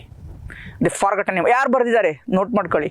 ಇದನ್ನು ಕೇಳಿದಾರಪ್ಪ ಗ್ರೂಪ್ ಸಿ ಪರೀಕ್ಷೆಗಳಲ್ಲಿ, KPSC ಕಂಡಕ್ಟ್ ಮಾಡೋ ಪರೀಕ್ಷೆಗಳಲ್ಲಿ. ದಿ ಫಾರ್ಗಟನ್ ಎಂಪೈರ್ ಯಾರು ಬರೆದಿರೋದು? ದಿ ಫಾರ್ಗಟನ್ ಎಂಪೈರ್ ಅನ್ನೋಂಥ ಒಂದು ಕೃತಿನ, ವಿಜಯನಗರ ಸಾಮ್ರಾಜ್ಯಕ್ಕೆ ಸಂಬಂಧಪಟ್ಟಂಥದ್ದು ಯಾವ ಒಬ್ಬ ವಿದೇಶಿ ಒಬ್ಬ ಆಥರ್ ಬರೆದಿದ್ದಾನೆ, ಯಾರು ಅನ್ನೋದು ಕಮೆಂಟ್ ಹಾಕಿ ಗೊತ್ತಿದ್ರೆ. ಓಕೆ, 1565ರಲ್ಲಿ ಬ್ಯಾಟಲ್ ಆಫ್ ತಾಳಿಕೋಟ ಆಗುತ್ತೆ. ಓಕೆ, 1565 ವಿಜಯನಗರ ಸಾಮ್ರಾಜ್ಯ ಪತನ ಆಗುತ್ತೆ. ಹಳೆಯ ರಾಮರಾಯ ಯುದ್ಧ ಭೂಮಿಯಲ್ಲೇ ಸಾಯ್ತಾನೆ, ವಯಸ್ಸಾಗಿರುತ್ತೆ. ಓಕೆ, ಆಗಲ್ಲ, ಪಲ್ಲಕ್ಕಿಲಿ ಎತ್ಕೊಂಡೋಗಿರ್ತಾರೆ ಅವನ್ನ, ಹಳೆಯ ರಾಮರಾಯನ. ಓಕೆ, ಆದರೂ ಯುದ್ಧ ಮಾಡೋ ಹುಮ್ಮಸ್ಸು ಆ ವಯಸ್ಸಿನಲ್ಲೂ ಕೂಡ. ಓಕೆ, ಆ ಯುದ್ಧ ಭೂಮಿಯಲ್ಲೇ ಅವನ ರುಂಡವನ್ನು ಕತ್ತರಿಸಿ ಆ ಯುದ್ಧವನ್ನು ಗೆದ್ದು ವಿಜಯನಗರದ ಒಂದು ಏನು ಸಂಪತ್ಭರಿತ ಆಸ್ತಿ ಇರುತ್ತೆ ವಿಜಯನಗರಕ್ಕೆ ಹಂಪಿಗೆ ನುಗ್ಗಿ ಹಂಪಿಯನ್ನು ಹಾಳು ಹಂಪಿಯನ್ನಾಗಿ ಮಾಡ್ತಾರೆ ಅವಾಗ. ಸೊ ಇದು what history. Okay, so apart from this just ಹೇಳ್ಬೇಕನ್ನಿಸ್ತು ಹೇಳಿದೆ. ಗೊತ್ತಿರಬೇಕು ಇವೆಲ್ಲ, because these things are very important, ಬರುತ್ತೆ ಪರೀಕ್ಷೆಗಳಿಗೆ, ಅದಕ್ಕೋಸ್ಕರ. ಓಕೆ, ನೆಕ್ಸ್ಟ್ 10ನೇ ಪ್ರಶ್ನೆ. Karnataka Bidri it's art form. ಇದೊಂದು ಕರಕುಶಲ ಒಂದು ಇದಪ್ಪ ಏನು ಇದೊಂದು 1 ಸೆಕೆಂಡ್, ಇದೊಂದು ಕರಕುಶಲ ಮಾಡುವಂಥದ್ದು ಆರ್ಟ್ ಫಾರ್ಮ್. ಇದೊಂದು ಕರಕುಶಲ ಕಲೆ, ಕ್ರಾಫ್ಟ್. 3 ಹೇಳಿಕೆಗಳಿದ್ದಾವೆ. ಓಕೆ, ಏನು ಹೇಳಿಕೆ? ಒಂದನೇದ್ದು, it involves the intricate inlay silver or gold on a base alloy consisting of a primarily zinc and copper. ಇದು ಪ್ರಾಥಮಿಕವಾಗಿ ಸತು ಮತ್ತು ತಾಮ್ರವನ್ನು ಒಳಗೊಂಡಿರುತ್ತೆ. ಮೂಲ ಮಿಶ್ರಲೋಹ ಮೇಲೆ ಈ 2 ಸೇರಿ ಮಿಶ್ರಲೋಹವನ್ನು ಮಾಡಿರ್ತಾರೆ. ಆ ಮಿಶ್ರಲೋಹದ ಮೇಲೆ ಬೆಳ್ಳಿ ಅಥವಾ ಚಿನ್ನದ ಲೇಪನವನ್ನು ಮಾಡಿ ಅದನ್ನು ಸೇರಿಸ್ತಾರೆ ಅದರೊಳಗಡೆ ಅಂತ ಹೇಳ್ತಾ ಇದ್ದಾನೆ. 1ನೇ ಸ್ಟೇಟ್ಮೆಂಟ್ ಗೊತ್ತಿಲ್ಲ ನನಗೆ, ನೋಡೋಣ. 2ನೇ ಸ್ಟೇಟ್ಮೆಂಟ್, ಬೀದರ್ ಕೋಟೆಯಿಂದ ತಂದ ವಿಶಿಷ್ಟ ರೀತಿಯ ಮಣ್ಣು ಬಳಸುವ ಮೂಲಕ ಲೋಹದ ವಿಶಿಷ್ಟದ ಕಡುಗಪ್ಪು ಬಣ್ಣವನ್ನು ಸೇರಿಸಲಾಗುತ್ತೆ. ಅದು ಕಡುಗಪ್ಪು ಬಣ್ಣದಲ್ಲಿರುತ್ತೆ. ಬಿದ್ರಿ ವೇರ್ ಕಡುಗಪ್ಪು ಬಣ್ಣದಲ್ಲಿ ಇರುತ್ತೆ. ಅದಕ್ಕೆ ಏನು ಬಿದ್ರಿ ಫೋರ್ಟಿಂದ ಮಣ್ಣನ್ನು ತೊಗೊಂಬರ್ತಾರಂತೆ. Yes, this is correct. ಅದಕ್ಕೆ ಏನಾದರೂ ಹೆಸರು ಬರೀ ಬಿದ್ರಿ ವೇರ್, ಅದು ಅದಕ್ಕೆ ಬೀದರ್ ಬಿದ್ರಿ ಅನ್ನೋಂಥ ಹೆಸರು ಬಂದಿದೆ. ಆಯಿತಾ? ಸೊ 2ನೇ ಸ್ಟೇಟ್ಮೆಂಟ್ ಕರೆಕ್ಟ್ ಆಗಿದೆ. ಸೊ ಬಹಮನಿ ಸುಲ್ತಾನರ ಆಶ್ರಯದಲ್ಲಿ ಕರಕುಶಲ ಕಲೆ ಕಲಾತ್ಮಕ ಮತ್ತು ತಾಂತ್ರಿಕ ಉತ್ತುಂಗವನ್ನು ತಲುಪಿತು. ಎಸ್, ಬಹಮನಿ ಸುಲ್ತಾನರ ಕಾಲದಲ್ಲೇ ಏನಾಗುತ್ತೆ, ಇದು ಶುರು ಆಗುತ್ತೆ. ಬಹಮನಿ ಸುಲ್ತಾನರ ಕಾಲದಲ್ಲೇ ಇದು ಬರುವಂಥದ್ದು. ಸೊ ಆಬ್ವಿಯಸ್ಲಿ 3rd ಸ್ಟೇಟ್ಮೆಂಟು ಏನಿದೆ ಸರಿಯಾಗಿದೆ. ರೈಟ್, 3rd ಸ್ಟೇಟ್ಮೆಂಟ್ ಏನಿದೆ ಸರಿಯಾಗಿದೆ. 1ನೇ ಸ್ಟೇಟ್ಮೆಂಟ್ ಎಸ್ ಕರೆಕ್ಟು. ಮೂಲತಃ ತಾಮ್ರ ಮತ್ತು ಸತುವಿಂದ ಮಿಶ್ರಲೋಹ ಆಗಿರುತ್ತೆ. ಆ ಮಿಶ್ರಲೋಹದಲ್ಲಿ ಬೆಳ್ಳಿ ಅಥವಾ ಚಿನ್ನವನ್ನು ಸ್ವಲ್ಪ ಸೇರಿಸ್ತಾರೆ, ಆ ಒಂದು ಹೊಳಪು ಬರಲಿ, ಆ ಒಂದು ರಿಚ್ನೆಸ್ ಇರಲಿ ಅನ್ನೋ ಕಾರಣಕ್ಕೋಸ್ಕರ. 3 ಕೂಡ ಏನಿದೆ ಸರಿಯಾಗಿದೆ. ಜಸ್ಟ್ ಕಮೆಂಟ್, ಇದಕ್ಕೆ GI ಟ್ಯಾಗ್ ಇದೆಯಾ? ಈ ಕರ್ನಾಟಕ ಬಿದ್ರಿ ವೇರ್ಗೆ GI ಟ್ಯಾಗ್ ಇದೆಯಾ? ಗೊತ್ತಿದ್ರೆ ಕಮೆಂಟ್ ಹಾಕಿ. ಎಸ್ ಸರ್, GI ಟ್ಯಾಗ್ ಇದೆ ಅಂತ, ಇಲ್ಲ ಅಂದರೆ ಇಲ್ಲ ಅಂತ ಹಾಕಿ. ಕರ್ನಾಟಕದ GI ಟ್ಯಾಗ್ಸ್, ಕರ್ನಾಟಕ ಯಾವ ಪ್ರಾಡಕ್ಟ್ಸ್ಗೆ ಯಾವ್ಯಾವ ವಸ್ತುಗಳಿಗೆ GI ಟ್ಯಾಗ್ ಬಂದಿದೆ ಇಂಪಾರ್ಟೆಂಟ್ ಕೇಳ್ತಾರೆ ಪರೀಕ್ಷೆಗಳಲ್ಲಿ. ಓಕೆ, ಯಾವುದಕ್ಕೆ ಬಂದಿದೆ ಅನ್ನೋದು ಕೇಳ್ತಾರೆ. ನೋಡ್ಕೊಳ್ಳಿ, ನೋಟ್ ಮಾಡಿ ಇಟ್ಕೊಂಬಿಡಿ ಅದನ್ನು. ಓಕೆ, ಅದನ್ನು ನೋಟ್ ಮಾಡಿ ಇಟ್ಕೊಂಬಿಡಿ. Right. So DK Basu versus West Bengal government case ಯಾವುದಕ್ಕೆ ಸಂಬಂಧಪಟ್ಟಿದೆ? ಯಾವ ವಿಷಯಕ್ಕೆ ಸಂಬಂಧಪಟ್ಟಿದೆ? ಸುಪ್ರೀಂ ಕೋರ್ಟ್ ಜಡ್ಜ್ಮೆಂಟ್ ಇದು, landmark judgment. DK Basu versus state of West Bengal ಯಾವುದಕ್ಕೆ ಸಂಬಂಧಪಟ್ಟಿದೆ ಅಂತ ಕೇಳಿದ್ದಾನೆ. ಒಂದೇದು ಫ್ರೀಡಮ್ ಆಫ್ ಪ್ರೆಸ್, ಪತ್ರಿಕಾ ಸ್ವಾತಂತ್ರ್ಯ ಮತ್ತು digital rights of accused persons, ಬಂಧನ ಮತ್ತು ಕಸ್ಟಡಿಯ ಏನು ವಿಚಾರಣೆ ಇರುತ್ತಲ್ಲ ಅವರಿಗೆ ಸಂಬಂಧಪಟ್ಟಂಥ ಹಕ್ಕುಗಳು. ಆರೋಪಿಗೆ ಹಕ್ಕುಗಳಿದ್ದಾವೆ, ಯಾರು ಅಕ್ಯೂಸ್ ಆಗಿರ್ತಾನೋ ಅವ್ನಿಗೆ ಹಕ್ಕುಗಳಿದ್ದಾವೆ. ಬಂಧನದಲ್ಲಿರ್ತಾನಲ್ಲ, ಅರೆಸ್ಟ್ ಆಗಿರ್ತಾನಲ್ಲ ಆ ಪರ್ಸನ್ಗೆ ಹಕ್ಕುಗಳಿದ್ದಾವೆ. ಓಕೆ, 3ನೇದ್ದು ಸಮಯದಲ್ಲಿ ಪರಿಸರ ಮತ್ತು ಸಂರಕ್ಷಣೆಗೆ ಸಂಬಂಧಪಟ್ಟಂಥದ್ದು, environment protection and pollution control. 4ನೇದ್ದು ಹಿಂದುಳಿದ ವರ್ಗಗಳಿಗೆ ಮೀಸಲಾತಿ, ಬ್ಯಾಕ್ವರ್ಡ್ ಕ್ಲಾಸ್ ರಿಸರ್ವೇಷನ್ಗೆ ಸಂಬಂಧಪಟ್ಟದ್ದು ಅಂತ ಹೇಳ್ತಾ ಇದ್ದಾರೆ. ಯಾವುದಕ್ಕೆ ಸಂಬಂಧಪಟ್ಟಿದೆ ಇದು? ಬಂಧನ ಮತ್ತು ಕಸ್ಟಡಿ ವಿಚಾರಣೆಯ ಸಮಯದಲ್ಲಿ ಆರೋಪಿಗಳ ಹಕ್ಕುಗಳು. Okay, rights of accused persons during the arrest and detention. ಯಾವ ಒಂದು ಆರ್ಟಿಕಲ್, ಯಾವ ವಿಧಿ ಹೇಳುತ್ತೆ? ಯಾವ ವಿಧಿ ಹೇಳುತ್ತಪ್ಪ? ಆರ್ಟಿಕಲ್ ಯಾವ ವಿಧಿ ಇದು? ಗೊತ್ತಿದ್ರೆ ಕಮೆಂಟ್ ಹಾಕಿ. ಯಾವ ಒಂದು ವಿಧಿ ಇದು ಹೇಳುವಂಥದ್ದು? ರೈಟ್ ಟು ಲೈಫ್ವರೆಗೂ ಬರುತ್ತೆ. ಅದೇ ಥರ ಡಿಟೆನ್ಷನ್ ಆ್ಯಂಡ್ ಅರೆಸ್ಟ್ ಮಾಡಬೇಕಾಗಿದ್ದು ಯಾವುದ್ರಲ್ಲಿ ಬರುತ್ತಪ್ಪ? Article 22 mainly. Okay, accused person arrest ಮಾಡಿ ಡಿಟೆನ್ಷನ್ ಮಾಡುವಂಥದ್ದು. ರೈಟ್ ಟು ಲೈಫ್, ಅವನಿಗೂ ಲೈಫ್ ಇದೆ, ಅವನಿಗೂ ಹಕ್ಕಿದೆ, ಬದುಕುವಂಥ ಹಕ್ಕು, ಜೀವಿಸೋ ಹಕ್ಕು. ಆರ್ಟಿಕಲ್ 21 ಆಬ್ವಿಯಸ್ಲಿ ಬರುತ್ತೆ. ಅದೇ ಥರ ಆರ್ಟಿಕಲ್ 22 ವಿಧಿ 22 ಕೂಡ ಏನಾಗುತ್ತೆ ಇದರಲ್ಲಿ ಸೇರಿಕೊಳ್ಳುತ್ತೆ. ಇದು ಗೊತ್ತಿರಬೇಕು, ಇಂಪಾರ್ಟೆಂಟ್ ಜಡ್ಜ್ಮೆಂಟ್ ಇದು. ಯಾಕಂದರೆ ಇತ್ತೀಚಿನ ದಿನಗಳಲ್ಲಿ ಜಡ್ಜ್ಮೆಂಟ್ಗಳನ್ನು ಏನು ಮಾಡ್ತಾ ಇದ್ದಾರೆ, ಕೇಳ್ತಾ ಇದ್ದಾರೆ ಸ್ನೇಹಿತರೆ. ಓಕೆ, ಈ ಜಡ್ಜ್ಮೆಂಟ್ಗಳನ್ನು ಏನು ಮಾಡ್ತಾ ಇದ್ದಾರೆ, ಕೇಳ್ತಾ ಇದ್ದಾರೆ, ಅದಕ್ಕೋಸ್ಕರ. ರೈಟ್. ಸೊ ಮುಂದಿನ ಪ್ರಶ್ನೆ, ಕ್ಷಮಾದಾನ ಅರ್ಜಿ, ಪಾರ್ಡನಿಂಗ್ ಅಥವಾ mercy petition. A mercy petition in India can only B filed by the convict, ಆರೋಪಿ ಓಕೆ, ಅಪರಾಧಿ. ಆರೋಪಿ ಅಂದರೆ ಅಕ್ಯೂಸ್ ಆಗ್ತಾನೆ, ಕನ್ವಿಕ್ಟ್ ಅಂದರೆ ಅಪರಾಧಿ. ಅವನು ಅಪರಾಧಿ. A mercy petition can only B filed by convict. ಆ ಅಪರಾಧಿ ಮಾತ್ರ ಕ್ಷಮಾದಾನ ಅರ್ಜಿಯನ್ನು ಹಾಕಬಹುದಾ? ಅವನ ಬದಲಿ ಬೇರೆ ಯಾರು ಹಾಕೋಕ್ಕಾಗಲ್ವಾ? ನೋ, ಯಾರಾದರೂ ಹಾಕ್ಬೋದು. ಅವನ ಪರವಾಗಿ ಅವನ ಸ್ನೇಹಿತರು, ಅವನ ಮನೆಯವರು ಯಾರಾದರೂ ಹಾಕ್ಬೋದು. ಅವನೇ ಹಾಕ್ಬೇಕಂತ ಏನಿಲ್ಲ. ಸೊ ಹೀಗಾಗಿ ಪ್ರತಿಪಾದನೆ ಏನಿದೆ ಇದು ತಪ್ಪಾಗಿದೆ. Assertion is wrong. Okay, assertion is what? Wrong. ಎರಡನೇದು ಕಾರಣ. 72ನೇ ವಿಧಿಯ ಅಡಿಯಲ್ಲಿ ಕ್ಷಮಾದಾನ ಅರ್ಜಿಯನ್ನು ಭಾರತ ರಾಷ್ಟ್ರಪತಿಯರಿಂದ ಅಂತಿಮ ಅಲ್ಲ. ರಾಷ್ಟ್ರಪತಿಗಳೇನು ಪಾರ್ಡನಿಂಗ್ ಕೊಡ್ತಾರಲ್ವಾ, ಪಾರ್ಡನಿಂಗ್ ಮಾಡ್ತಾರ, ಕ್ಷಮಾದಾನವನ್ನು ಕೊಡ್ತಾರಲ್ವಾ, ಅಂದರೆ ಗಲ್ಲು ಶಿಕ್ಷೆ ಇರೋನಿಗೆ ಜೀವಾವಧಿ ಶಿಕ್ಷೆ, ಜೀವಾವಧಿ ಶಿಕ್ಷೆ ಇರೋನಿಗೆ 10 ವರ್ಷ ಶಿಕ್ಷೆ, 5 ವರ್ಷ ಶಿಕ್ಷೆ ಇರೋನಿಗೆ ಬಿಡುಗಡೆ ಮಾಡುವಂಥದ್ದು, ಇವೆಲ್ಲ ಇದಾವಲ್ವಾ? ಪಾರ್ಡನಿಂಗ್ಸ್ ಇದಾವಲ್ವಾ? ಅವ್ರು ಹೇಳಿದ್ದೆ ಅಂತಿಮ ಅಲ್ಲ. ಅವ್ರೊಬ್ಬನಿಗೆ ಗಲ್ಲು ಶಿಕ್ಷೆ ಇರುತ್ತೆ, ಅವ್ನು ಜೀವಾವಧಿ ಶಿಕ್ಷೆ ಕನ್ವರ್ಟ್ ಮಾಡಿಬಿಟ್ರೆ ಅದೇ ಅಂತಿಮನ? ಪ್ರೆಸಿಡೆಂಟ್ ಹೇಳಿರೋದೆ? ನೋ, ಅದನ್ನು ಯಾವುದೇ ನ್ಯಾಯಾಲಯದಲ್ಲಿ ಪ್ರಶ್ನಿಸಬಹುದು. That is subjected to judicial review. ನ್ಯಾಯಾಂಗ ವಿಮರ್ಶೆಗೆ ಅದು ಒಳಪಡುತ್ತೆ. ರಾಷ್ಟ್ರಪತಿಗೆ ಹೇಳಿರೋದೇ ಅಂತಿಮ ಅಲ್ಲ. ಪಾರ್ಡನಿಂಗ್ ಪವರ್, ಅವ್ರೇನು ಪಾರ್ಡನಿಂಗ್ ಮಾಡ್ತಾರಲ್ಲ, ಅವ್ರೇನು ಮರ್ಸಿ ಕೊಡ್ತಾರಲ್ವ, ಅದೇ ಅಂತಿಮ ಅಲ್ಲ. ಹೀಗಾಗಿ ಆರ್ ಕರೆಕ್ಟ್. ಎ ತಪ್ಪು, ಆರ್ ಸರಿ. Option D is correct answer. Right, ಗೊತ್ತಾಯ್ತಾ? ಸೊ ಪಾರ್ಡನಿಂಗ್ ಪವರ್ ಪ್ರೆಸಿಡೆಂಟ್ಗೂ ಇದೆ ಆ್ಯಂಡ್ ಗವರ್ನರ್ ಅವ್ರಿಗೂ ಇದೆ, ರಾಷ್ಟ್ರಪತಿಗಳಿಗೂ ಇದೆ, ಮತ್ತು ರಾಜ್ಯಪಾಲರಿಗೂ ಪಾರ್ಡನಿಂಗ್ ಪವರ್ಸು ಇದೆ ಅಲ್ವಾ? ರಾಷ್ಟ್ರಪತಿಗಳಿಗೂ ಪಾರ್ಡನಿಂಗ್ ಪವರ್ಸ್ ಇದೆ, ಗವರ್ನರ್ಗೂ ಪಾರ್ಡನಿಂಗ್ ಪವರ್ಸು ಇದೆ. ರಾಷ್ಟ್ರಪತಿಗಳಿಗೆ ಯಾವ ವಿಧಿಯಲ್ಲಿ? 72ನೇ ವಿಧಿ. ಇದು ರಾಷ್ಟ್ರಪತಿಗಳಿಗೆ ಇರುವಂತಹ ಏನು ಅಧಿಕಾರ, ಕ್ಷಮಾದಾನ ಮಾಡುವಂಥದ್ದು. ಗವರ್ನರ್ ಯಾವ ವಿಧಿ ಪ್ರಕಾರ ಮಾಡ್ತಾರೆ? ಒಂದು ಟ್ರಿಕ್ ಇದೆ, ಒಂದು ಲಾಜಿಕ್ ಇದೆ, ಹೇಳ್ಬಿಡ್ತೀನಿ ನಾನಿಲ್ಲಿ. ಓಕೆ, ಯಾವುದೇ ಒಂದು ಪ್ರೆಸಿಡೆಂಟು ಮತ್ತು ಗವರ್ನರ್ ಆರ್ಟಿಕಲ್ ನೀವು ಯಾವ ಥರ ಒಂದು ನೆನ್ಪಿಟ್ರೆ ಇನ್ನೊಂದು ಯಾವ ಥರ ನಿಮ್ಗೆ ಈಸಿಯಾಗಿ ನೆನ್ಪಿಡುತ್ತೆ ಅಂತ ಒಂದು trick I will tell. Okay, governor ಯಾವ ವಿಧಿಯಪ್ಪ? 161.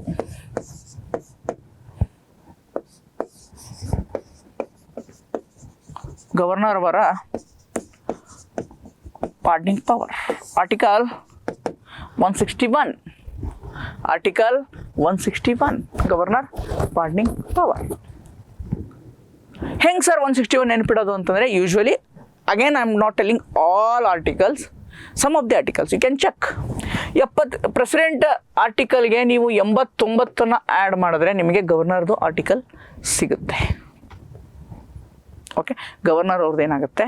ಆರ್ಟಿಕಲ್ ಸಿಗುತ್ತೆ. ಓಕೆ, ಇದು ಇಂಪಾರ್ಟೆಂಟ್. ಗೊತ್ತಾಯ್ತಾ? ಸಿಗುತ್ತೆ. ಚೆಕ್ ಒಂದಿಷ್ಟು ಆರ್ಟಿಕಲ್ಸ್ನ ನೀವು ಚೆಕ್ ಮಾಡಿ, 89ನ ಆ್ಯಡ್ ಮಾಡಿದ್ರೆ ನಿಮಗೆ ಗವರ್ನರ್ ಆರ್ಟಿಕಲ್ ಸಿಗುತ್ತೆ. ಈ ಒಂದು ಆರ್ಟಿಕಲ್ ಅಂಡರು ಗವರ್ನರ್ ಏನು ಮಾಡೋದು? ಕ್ಷಮಾದಾನ ಅರ್ಜಿಯನ್ನು ಮಾಡ್ಬೋದು. ಬಟ್ ಒಂದು ಡಿಫರೆನ್ಸ್ ಇದೆ pardoning power between governor and president. ಒಂದು ಡಿಫರೆನ್ಸ್ ಇದೆ, ಒಂದು ವ್ಯತ್ಯಾಸ ಇದೆ. ಡೆತ್ ಪೆನಾಲ್ಟಿ, ಮರಣದಂಡನೆ ಶಿಕ್ಷೆ ಒಳಗಾಗುವಂಥ ವ್ಯಕ್ತಿಯರ ಕ್ಷಮಾದಾನ ಅರ್ಜಿಯನ್ನು ಗವರ್ನರ್ ತೆಗೆದುಕೊಳ್ಳುವಂತಿಲ್ಲ. ಆ ಅಧಿಕಾರ ಪ್ರೆಸಿಡೆಂಟ್, ರಾಷ್ಟ್ರಪತಿಗಳ ಹತ್ರ ಮಾತ್ರ ಇದೆ. ಇದು ನೆನ್ಪಿಟ್ಕೊಳ್ಳಿ. This is difference. ಈ ಡಿಫರೆನ್ಸ್ ಏನಿದೆ ಅಲ್ವಾ, ಈ ಡಿಫರೆನ್ಸ್ ಎಲ್ಲಿ ವ್ಯತ್ಯಾಸಗಳಿರುತ್ತೆ ಆ ವ್ಯತ್ಯಾಸಗಳಿಂದ ಪ್ರಶ್ನೆಯನ್ನು ತೆಗೆಯೋ ಚಾನ್ಸಸ್ ಏನಿದೆ? ಜಾಸ್ತಿ ಇದೆ. Note it down, important. Okay, so next 13ನೇ ಪ್ರಶ್ನೆ ಇಂಪಾರ್ಟೆಂಟ್. ಏನು 13ನೇ ಪ್ರಶ್ನೆ? Will check. ಸುಗ್ರೀವಾಜ್ಞೆಯನ್ನು ಹೊರಡಿಸೋದು, ಆರ್ಡಿನಾನ್ಸ್. ಲಾಸ್ಟ್ ಕ್ಲಾಸಲ್ಲಿ ಹೇಳಿದ್ದೆ ಆರ್ಡಿನಾನ್ಸ್. ಪ್ರೆಸಿಡೆಂಟ್ ಆರ್ಡಿನಾನ್ಸ್ ಯಾವುದು? ಆರ್ಟಿಕಲ್ 123. ಗವರ್ನರ್ದು ಇದು ಪ್ರೆಸಿಡೆಂಟ್ ಅವ್ರದ್ದು. Governor article 213. Okay, president article 123, governor article 213. ಒಂದನೇ ಹೇಳಿಕೆ ಏನಿದೆ ಸುಗ್ರೀವಾಜ್ಞೆಗೆ ಸಂಬಂಧಪಟ್ಟಂತೆ? President can promulgate ordinance which are temporary duration. ತಾತ್ಕಾಲಿಕ ಅವಧಿಗೆ ಸುಗ್ರೀವಾಜ್ಞೆ ರಾಷ್ಟ್ರಪತಿಗಳು ಹೊರಡಿಸಬಹುದು. ಎಸ್, ಹೊರಡಿಸಬಹುದು. ಈ ಹೇಳಿಕೆ ಸರಿಯಾಗಿದೆ. Yes, one house or both 2 houses, ಒಂದು ಸದನ ಅಥವಾ 2 ಸದನ ಇಲ್ಲದೆ ಇದ್ದಾಗ ಏನು ಮಾಡ್ಬೋದು? ರಾಷ್ಟ್ರಪತಿಗಳು ಅಥವಾ ಗವರ್ನರ್ ಇಬ್ಬರಲ್ಲೂ ಹೊರಡಿಸಬಹುದು.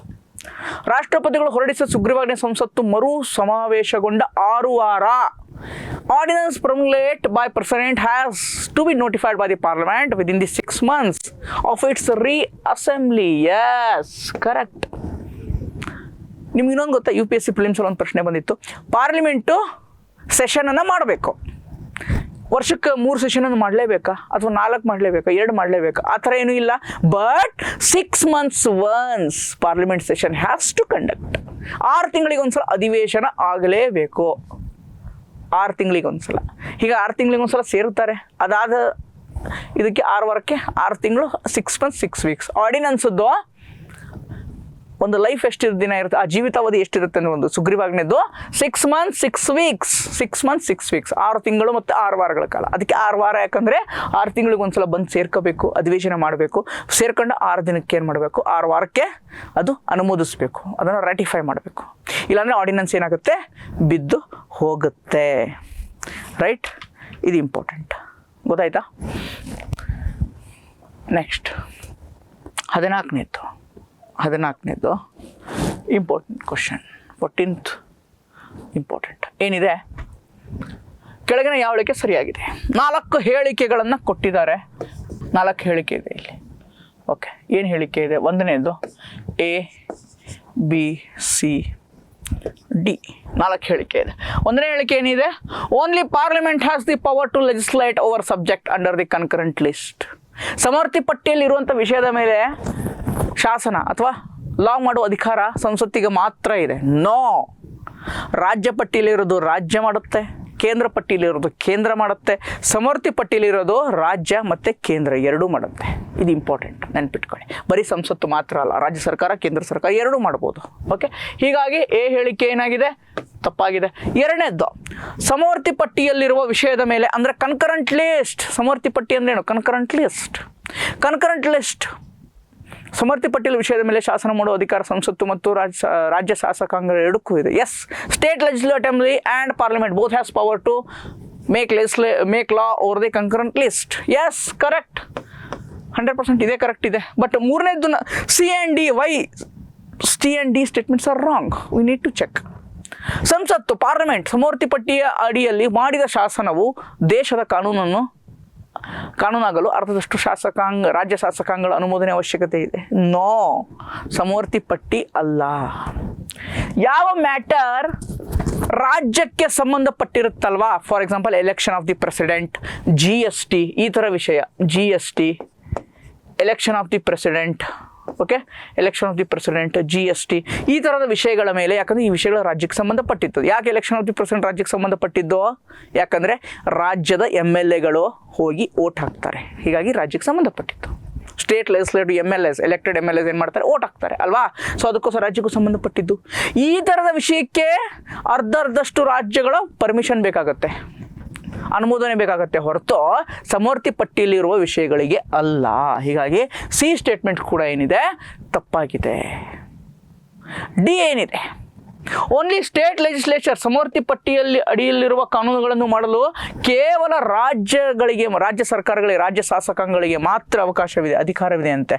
ನೋ, ಅವಾಗಲೇ ಹೇಳಿದ್ವಲ್ಲ, ರಾಜ್ಯನೂ ಮಾಡ್ಬೋದು, ಕೇಂದ್ರನೂ ಮಾಡ್ಬೋದು. ಸಮವರ್ತಿ ಪಟ್ಟಿಲಿ ಯಾರು ಬೇಕಾದ್ರೂ ಮಾಡ್ಬೋದು. ಈ ಎಲ್ಲ ಪಟ್ಟಿ ಯಾವ ಶೆಡ್ಯೂಲ್ ಅಪ್ಪ? ಅದೇ ಹೇಳಿಲ್ಲ ನೋಡಿ. ಅನುಸೂಚಿ, ಯಾವ ಅನುಸೂಚಿ? ಸಂವಿಧಾನದ ಯಾವ ಅನುಸೂಚಿ ಅಥವಾ ವಿಚ್ ಶೆಡ್ಯೂಲ್, ಯಾವ ಶೆಡ್ಯೂಲ್ ಅಂಡರ್ ಬರುತ್ತೆ? State list, concurrent list and union list ಅನ್ನುವಂಥ 3 ಲಿಸ್ಟ್ಗಳು, 3 ಪಟ್ಟಿಗಳು ಯಾವ ಶೆಡ್ಯೂಲ್? ಶೆಡ್ಯೂಲ್ 7, 7ನೇ ಅನುಸೂಚಿ ಅಲ್ವಾ?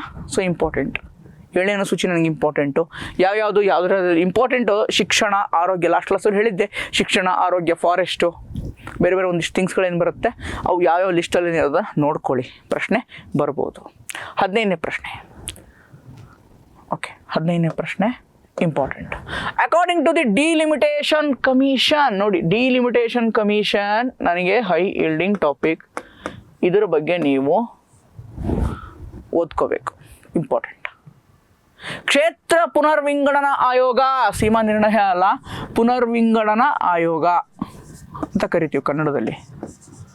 ಓಕೆ, ಪುನರ್ವಿಂಗಡನಾ ಆಯೋಗ ಭಾರತ ಕ್ಷೇತ್ರ ಪುನರ್ವಿಂಗಡಣಾ ಆಯೋಗದ ಪ್ರಕಾರ ಭಾರತ ಸಂವಿಧಾನದ 330ನೇ ವಿಧಿ 333 ಆರ್ಟಿಕಲ್ ಹೇಳುತ್ತೆ ಒಂದು ರಾಜ್ಯ ವಿಧಾನಸಭೆಯು ಎಷ್ಟು ಗರಿಷ್ಠ ಸಂಖ್ಯೆ ಸದಸ್ಯರನ್ನು ಹೊಂದಿರಬಹುದು, ಎಷ್ಟು MLAಗಳನ್ನು ಹೊಂದಿರಬಹುದು. Simple question. ಒಂದು ಸ್ಟೇಟ್ ಲೆಜಿಸ್ಲೇಟಿವ್ ಅಸೆಂಬ್ಲಿ ಎಷ್ಟು MLAಗಳು ಇರಬೇಕು ಗರಿಷ್ಠವಾಗಿ, ಮ್ಯಾಕ್ಸಿಮಮ್ ಎಷ್ಟು MLAಗಳು ಇರ್ಬೋದು ಅಂತ. ಎಷ್ಟು? 500 MLAಗಳು ಇರಬೇಕಾಗುತ್ತೆ. ಡಿಲಿಮಿಟೇಷನ್ ಕಮಿಷನ್ ಇದನ್ನು ಆಫ್ಟರ್ ಎವ್ರಿ ಸೆನ್ಸಸ್ ಡಿಲಿಮಿಟೇಷನ್ ಕಮಿಷನನ್ನು ಏನು ಮಾಡ್ತಾರೆ? ಫಾರಮ್ ಮಾಡ್ತಾರೆ. ಆಫ್ಟರ್ ಎವ್ರಿ ಸೆನ್ಸಸ್ ಡಿಲಿಮಿಟೇಷನ್ ಕಮಿಷನನ್ನು ಏನು ಮಾಡ್ತಾರೆ? ಫಾರಮ್ ಮಾಡ್ತಾರೆ. ಈಗ 2027 ಈಗ ಸೆನ್ಸಸ್ ಆಗುತ್ತೆ. ಈ ವರ್ಷ ಮುಂದಿನ ವರ್ಷ ಸೆನ್ಸಸ್ ಆಗುತ್ತೆ. Okay, socio economic caste census, caste population census ಆಗುತ್ತೆ, ಜನಗಣತಿ ಆಗುತ್ತೆ. ಆ ಜನಗಣತಿ ಆದಮೇಲೆ ನೆಕ್ಸ್ಟ್ ಇಯರ್ ಏನು ಮಾಡ್ತಾರೆ? ಡಿಲಿಮಿಟೇಷನ್ ಕಮಿಷನನ್ನು ಸೇರಿಸ್ತಾರೆ. ಓಕೆ, ಡಿಲಿಮಿಟೇಷನ್ ಕಮಿಷನ್ ಒಂದು point note it down, it important. Delimitation commission form ಆಗುತ್ತೆ. ಓಕೆ, ಸಂಸತ್ತೆ ಫಾರಮ್ ಮಾಡುತ್ತೆ. ಡಿಲಿಮಿಟೇಷನ್ ಆ್ಯಕ್ಟ್ ಪ್ರಕಾರ ಫಾರಮ್ ಮಾಡ್ತಾರೆ. ಅವ್ರು ಹೇಳಿದ್ದನ್ನು ಕೇಳಲೇಬೇಕು, ಅದನ್ನು ತೆಗೆದು ಹಾಕೋಕ್ಕಾಗಲ್ಲ. ಡಿಲಿಮಿಟೇಷನ್ ಕಮಿಷನ್ ಏನು ರೆಕಮೆಂಡೇಶನ್ ಮಾಡುತ್ತೆ, ಏನು ರಿಪೋರ್ಟ್ ಕೊಡುತ್ತೆ, ಅದನ್ನು ಕೋರ್ಟಲ್ಲಿ ಹೋಗಿ ಪ್ರಶ್ನೆ ಮಾಡ್ಬೋದಾ? That is subjected to judicial review. Do you think? No, ಅದನ್ನು ಯಾವುದೇ ಕೋರ್ಟಲ್ಲಿ ಪ್ರಶ್ನೆ ಮಾಡೋ ಹಾಗೆ ಇಲ್ಲ. ಇದು ಇಂಪಾರ್ಟೆಂಟ್ ಫ್ಯಾಕ್ಟ್, ನೆನ್ಪಿಟ್ಕೊಳ್ಳಿ. This very very important fact with respect to delimitation commission, ಕ್ಷೇತ್ರ ಪುನರ್ವಿಂಗಡಣಾ ಆಯೋಗ. ಯಾಕೆ ದಕ್ಷಿಣ ಭಾರತ ರಾಜ್ಯಗಳು ಬಹಳ ಆತಂಕವನ್ನು ವ್ಯಕ್ತಪಡಿಸಿವೆ, ಭಾಳ ವಿರೋಧವನ್ನು ವ್ಯಕ್ತಪಡಿಸಿವೆ ಡಿಲಿಮಿಟೇಷನ್ ಕಮಿಷನ್ ನೆಕ್ಸ್ಟ್ ಬಂದರೆ? ಯಾಕೆ ಅಂತಂದರೆ ನಾವು ಪಾಪ್ಯುಲೇಷನ್ನ ಕಂಟ್ರೋಲ್ ಮಾಡಿದ್ದೀವಿ, ಜನಸಂಖ್ಯೆ ನಿಯಂತ್ರಣವನ್ನು ಮಾಡಿದ್ದೀವಿ. ನೀವು ಜನಸಂಖ್ಯೆ ಆಧಾರದ ಮೇಲೆ ಅಲ್ವಾ ಕೊಡೋದು, ಪಾಪ್ಯುಲೇಷನ್ ಸೆನ್ಸಸ್ ಮೇಲೆ ಅಲ್ವಾ ಕೊಡೋದು. ಉತ್ತರ ಪ್ರದೇಶ ಜಾಸ್ತಿ ಇದೆ, ಬಿಹಾರ ಜಾಸ್ತಿ ಇದೆ, ನಾರ್ತ್ ಸ್ಟೇಟ್ಸ್ ಏನಿದಾವಲ್ವಾ, ಉತ್ತರ ಭಾರತ ರಾಜ್ಯಗಳು ಜಾಸ್ತಿ ಇದ್ದಾವೆ, ಅವರಿಗೆ ಜಾಸ್ತಿ ಸಂಖ್ಯೆಗಳು ಹೋಗುತ್ತೆ. ನಮ್ಮಲ್ಲೇನಿದೆ, ನಾವು ಇನ್ನೂ ಕಡಿಮೆ ಬರ್ತೀವಿ ಹೊರತು ಜಾಸ್ತಿ ಆಗಲ್ಲ. That is our concern. Okay, ಆ ಒಂದು ವಿರೋಧವನ್ನು ಕೂಡ ಏನು ಮಾಡ್ತೀವಿ? ವ್ಯಕ್ತಪಡಿಸ್ತಾ ಇದ್ವಿ. Delimitation commission high yielding topic PSI SIಗೂ ಕೂಡ ಏನು ಮಾಡ್ಬೋದು? ಬರ್ಬೋದು. PSI SIಗೆ ಸಂಬಂಧಪಟ್ಟಂತೆ ಆ ಟಾಪಿಕ್ ಇದು ಬರ್ಬೋದು, ಯಾಕಂದ್ರೆ ನ್ಯೂಸಲ್ಲಿದೆ ಇದು, ಅವಾಗವಾಗ ನ್ಯೂಸಲ್ಲಿ ಇರುತ್ತೆ. ಹೀಗಾಗಿ ನೆಕ್ಸ್ಟು ಬರ್ಬೋದು. ಇಂಪಾರ್ಟೆಂಟ್. ಓಕೆ, ಏನಪ್ಪ ಇದು? First speaker. Who among the following was the first non-official member to be elected Speaker of the Central Legislative Assembly? 24/8/1925 ಕೇಂದ್ರ ಶಾಸನ ಸಭೆಯ ಸಭಾಧ್ಯಕ್ಷರಾಗಿ ಆಯ್ಕೆಯಾದ ಪ್ರಥಮ ಅನಧಿಕೃತ ಸದಸ್ಯ ಯಾರು? ಸ್ಪೀಕರ್ ಯಾರಪ್ಪ? ಇಂಪಾರ್ಟೆಂಟ್. ಯಾರು? ವಿಠ್ಠಲಭಾಯಿ ಪಟೇಲ್. ಯಾರು? ವಿಠ್ಠಲಭಾಯಿ ಪಟೇಲ್. ವಿಠ್ಠಲಭಾಯಿ ಪಟೇಲ್, ಇಂಪಾರ್ಟೆಂಟ್ ಇದು. ವಿಠ್ಠಲಭಾಯಿ ಪಟೇಲ್ 1925. 1923-24 ಒಂದು ಎಲೆಕ್ಷನ್ ಆಗುತ್ತೆ. ಅಲ್ಲಿ pro changers and no changers ಅಂತ ಇರುತ್ತೆ. ಪ್ರೋ ಚೇಂಜ್ ಬದಲಾವಣೆಗಳನ್ನು ಬಯಸೋರು ಅಂದರೆ ಕೌನ್ಸಿಲ್ಗೆ ಎಂಟ್ರಿ ಆಗಬೇಕು. ನಾವು ನಮ್ಮ ಭಾರತೀಯರ ಹಕ್ಕುಗಳೇನಿದ್ದಾವೆ, ನಮ್ಮ ಭಾರತೀಯರಿಗೆ ಏನೇನು ಬೇಕು ಅನ್ನೋದನ್ನು ನಾವು ಪ್ರತಿಪಾದಿಸಬೇಕಂದ್ರೆ ನಾವು ಅಲ್ಲಿ ಎಂಟ್ರಿ ಆಗಲೇಬೇಕು ಅಂತ ಹೇಳಿ ಪ್ರೋ ಚೇಂಜರ್ಸ್ ಬದಲಾವಣೆಗಳನ್ನ ಬಯಸೋರು ಒಂದು ಗುಂಪಾಗುತ್ತೆ. ನೋ ಚೇಂಜರ್ಸ್, ನೋ ಬೇಡ ನಮಗದು, ನಾವು ಯಾವ ಕೌನ್ಸಿಲ್ ಎಂಟ್ರಿ ಆಗೋ ಅವಶ್ಯಕತೆ ಇಲ್ಲ, ಯಾವ ಎಲೆಕ್ಷನ್ ಬೇಡ, ಬ್ರಿಟಿಷರೇ ಸರಿ ಇಲ್ಲ ಅನ್ನೋದು no changers. Pro changers, no changers. ಬದಲಾವಣೆಗಳನ್ನ ಬಯಸೋರು, ಬದಲಾವಣೆಗಳನ್ನ ವಿರೋಧ ಮಾಡೋರು ಇವ್ರು ಇರ್ತಾರೆ. Sardar Vallabhbhai Patel no changer, pro changer Vithalbhai Patel. ಈ ಪ್ರೋ ಚೇಂಜರ್ಸು ಒಂದು ಪಕ್ಷವನ್ನು ಕಟ್ತಾರೆ. ಯಾವ ಪಕ್ಷ? ಸ್ವರಾಜ್ ಪಾರ್ಟಿ. ಯಾರ ಅಧ್ಯಕ್ಷತೆಯಲ್ಲಿ? CR ದಾಸ್, ಚಿತ್ತರಂಜನ್ ದಾಸ್ ಅವರ ಅಧ್ಯಕ್ಷತೆಯಲ್ಲಿ ಈ ಪ್ರೋ ಚೇಂಜರ್ಸ್ ಏನು ಮಾಡ್ತಾರೆ? ಸ್ವರಾಜ್ ಪಾರ್ಟಿಯನ್ನು ಕಟ್ತಾರೆ. ಓಕೆ, ಅವಾಗ ಕೌನ್ಸಿಲ್ ಎಂಟ್ರಿ ಆಗುತ್ತೆ. ಅವಾಗಲೇ ಏನಾಗ್ತಾರೆ? ವಿಠ್ಠಲಭಾಯಿ ಪಟೇಲ್ ಅವರು ಫಸ್ಟ್ ಇಂಡಿಯನ್ ಸ್ಪೀಕರ್ ಆಗಿ ಎಲೆಕ್ಟ್ ಆಗ್ತಾರೆ. ಓಕೆ, ಅದೇ ಥರ ಇನ್ನೂ ಒಂದು ಫ್ಯಾಕ್ಟ್ ಇದೆ, ಇಂಪಾರ್ಟೆಂಟ್ ಫ್ಯಾಕ್ಟ್ ಇದು, ಯಾಕಂದರೆ ಎಷ್ಟೋ ಪರೀಕ್ಷೆಗಳು ಬಂದಿದೆ. 1909 ಕಾಯ್ದೆ, Indian council act, Minto Morley reforms ಅಂತ ಹೇಳ್ತೀವಿ. ಯಾವುದೋ 1909 ಏನಂತ ಕರಿತೀವಿ? Minto Morley reforms. 1909 ಆ್ಯಕ್ಟ್ನ ಕಾಯ್ದೆಯನ್ನು ಮಿಂಟೋ ಮಾರ್ಲೆ ರಿಫಾರ್ಮ್ಸ್ ಅಂತ ಕರಿತೀವಿ. ಇದರಲ್ಲಿ ಏನು ಮಾಡ್ತಾರೆ? ಕೌನ್ಸಿಲ್ ನಂಬರ್ ಏನಿರುತ್ತಲ್ವ ಅದನ್ನು ಜಾಸ್ತಿ ಮಾಡ್ತಾರೆ. ವೈಸ್ರಾ ಎಕ್ಸಿಕ್ಯೂಟಿವ್ ಕೌನ್ಸಿಲ್ ಅಂತ ಇರುತ್ತೆ. ಏನಿರುತ್ತೆ? ವೈಸ್ರಾ ಎಕ್ಸಿಕ್ಯೂಟಿವ್ ಕೌನ್ಸಿಲನ್ನು ಏನು ಮಾಡ್ತಾರೆ? ಎಕ್ಸ್ಟೆಂಡ್ ಮಾಡ್ತಾರೆ ನಂಬರನ್ನು 60ಕ್ಕೆ. ಓಕೆ, ಈ ನಂಬರನ್ನು ಎಕ್ಸ್ಟೆಂಡ್ ಮಾಡಿ ಒಂದಿಷ್ಟು ಇಂಡಿಯನ್ಸನ್ನ ಅಲ್ಲಿ ಹಾಕೊತಾರೆ. Who is the first Indian to join the viceroy executive council? ಯಾರು ಮೊದಲ ಭಾರತೀಯ ವೈಸ್ರಾಯ್ ಎಕ್ಸಿಕ್ಯೂಟಿವ್ ಕೌನ್ಸಿಲ್ಗೆ ಜಾಯಿನ್ ಆದಂಥ ಮೊದಲ ಭಾರತೀಯ ಯಾರು? ಇದು ಬಂದಿದೆ. ಯಾರು? Satyendra Prasad Sinha.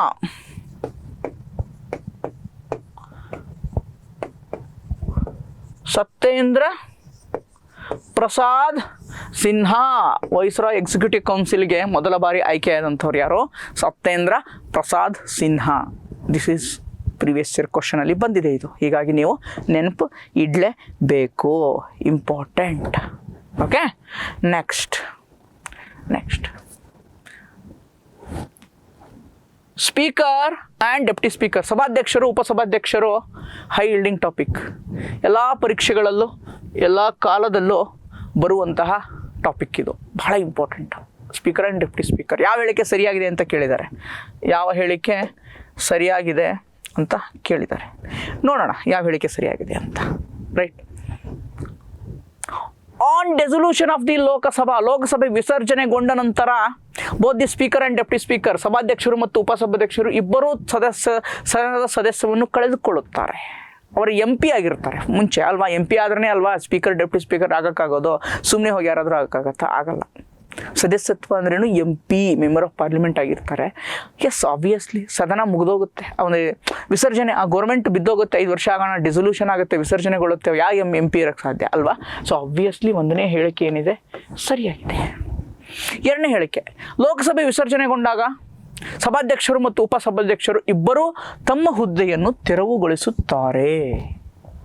Both speaker and deputy speaker vacate their office on the dissolution of the Lok Sabha. Vacate ಇಲ್ಲಿದೆ ನೋಡಿ, ವೆಕೇಟ್, ಅವರ ಆಫೀಸನ್ನು ವೆಕೇಟ್ ಮಾಡ್ತಾರೆ ಅಂತ ಇದೆ, ತೆರವು ಮಾಡ್ತಾರೆ ಅವರ ಆಫೀಸನ್ನು. ನೋ, ಓಕೆ, ಅವರ MP ಹೋಗುತ್ತೆ, ಅವರ ಸದಸ್ಯತ್ವ ಹೋಗುತ್ತೆ, ಮೆಂಬರ್ ಆಫ್ ಪಾರ್ಲಿಮೆಂಟ್ ಹೋಗುತ್ತೆ, ಹೊರತು ಅವರು ಸ್ಪೀಕರ್ ಆ್ಯಂಡ್ ಡೆಪ್ಟಿ ಸ್ಪೀಕರ್ ಆಗಿ ಆಫೀಸಲ್ಲೇ ಇರ್ತಾರೆ. ಎಲ್ಲಿವರೆಗೂ ಇರ್ತಾರೆ ಅಂದರೆ ಎಸ್ಪೆಷಲಿ ಡೆಪ್ಟಿ ಸ್ಪೀಕರ್ ಅಲ್ಲ, ಬರೀ ಸ್ಪೀಕರ್ ಮಾತ್ರ. ಸ್ಪೀಕರ್ ಆಫೀಸ್ ಇದ್ದೇ ಇರುತ್ತೆ. ಎಲ್ಲಿವರೆಗೂ ಇರುತ್ತೆ ಅಂದರೆ ನೆಕ್ಸ್ಟ್ ಹೊಸ ಗೌರ್ಮೆಂಟ್ ಬಂದು, ಓಕೆ, ಹೊಸ ಪಾರ್ಲಿಮೆಂಟ್ ಸೆಷನ್ ಸೇರೋವರೆಗೂ ಏನಿರ್ತಾರೆ, ಸ್ಪೀಕರ್ ಆಫೀಸ್ ಇದ್ದೇ ಇರುತ್ತೆ. ಆ ಗೌರ್ಮೆಂಟ್ ಬಿದ್ದೋದ ತಕ್ಷಣ, ಆ ಗೌರ್ಮೆಂಟ್ ಅವಧಿ ಮುಗಿದೋದ ತಕ್ಷಣ ಸ್ಪೀಕರ್ ಆಫೀಸ್ ಇಂದ ಹೊರಗೆ ಬರಬೇಕು ಅಂತ ಏನಿಲ್ಲ, ಅವರಲ್ಲೇ ಇರ್ತಾರೆ. That's what important. Deputy speaker ಆ ಥರ ಇಲ್ಲ, ಅವ್ರ ಆಫೀಸ್ ವೆಕೇಟ್ ಆಗಿ ಹೋಗುತ್ತೆ on dissolution of Lok Sabha. But ಸ್ಪೀಕರ್ದು ಆಗಲ್ಲ, ಇದು ಇಂಪಾರ್ಟೆಂಟ್, ನೆನ್ಪಿಟ್ಕೊಳ್ಳಿ.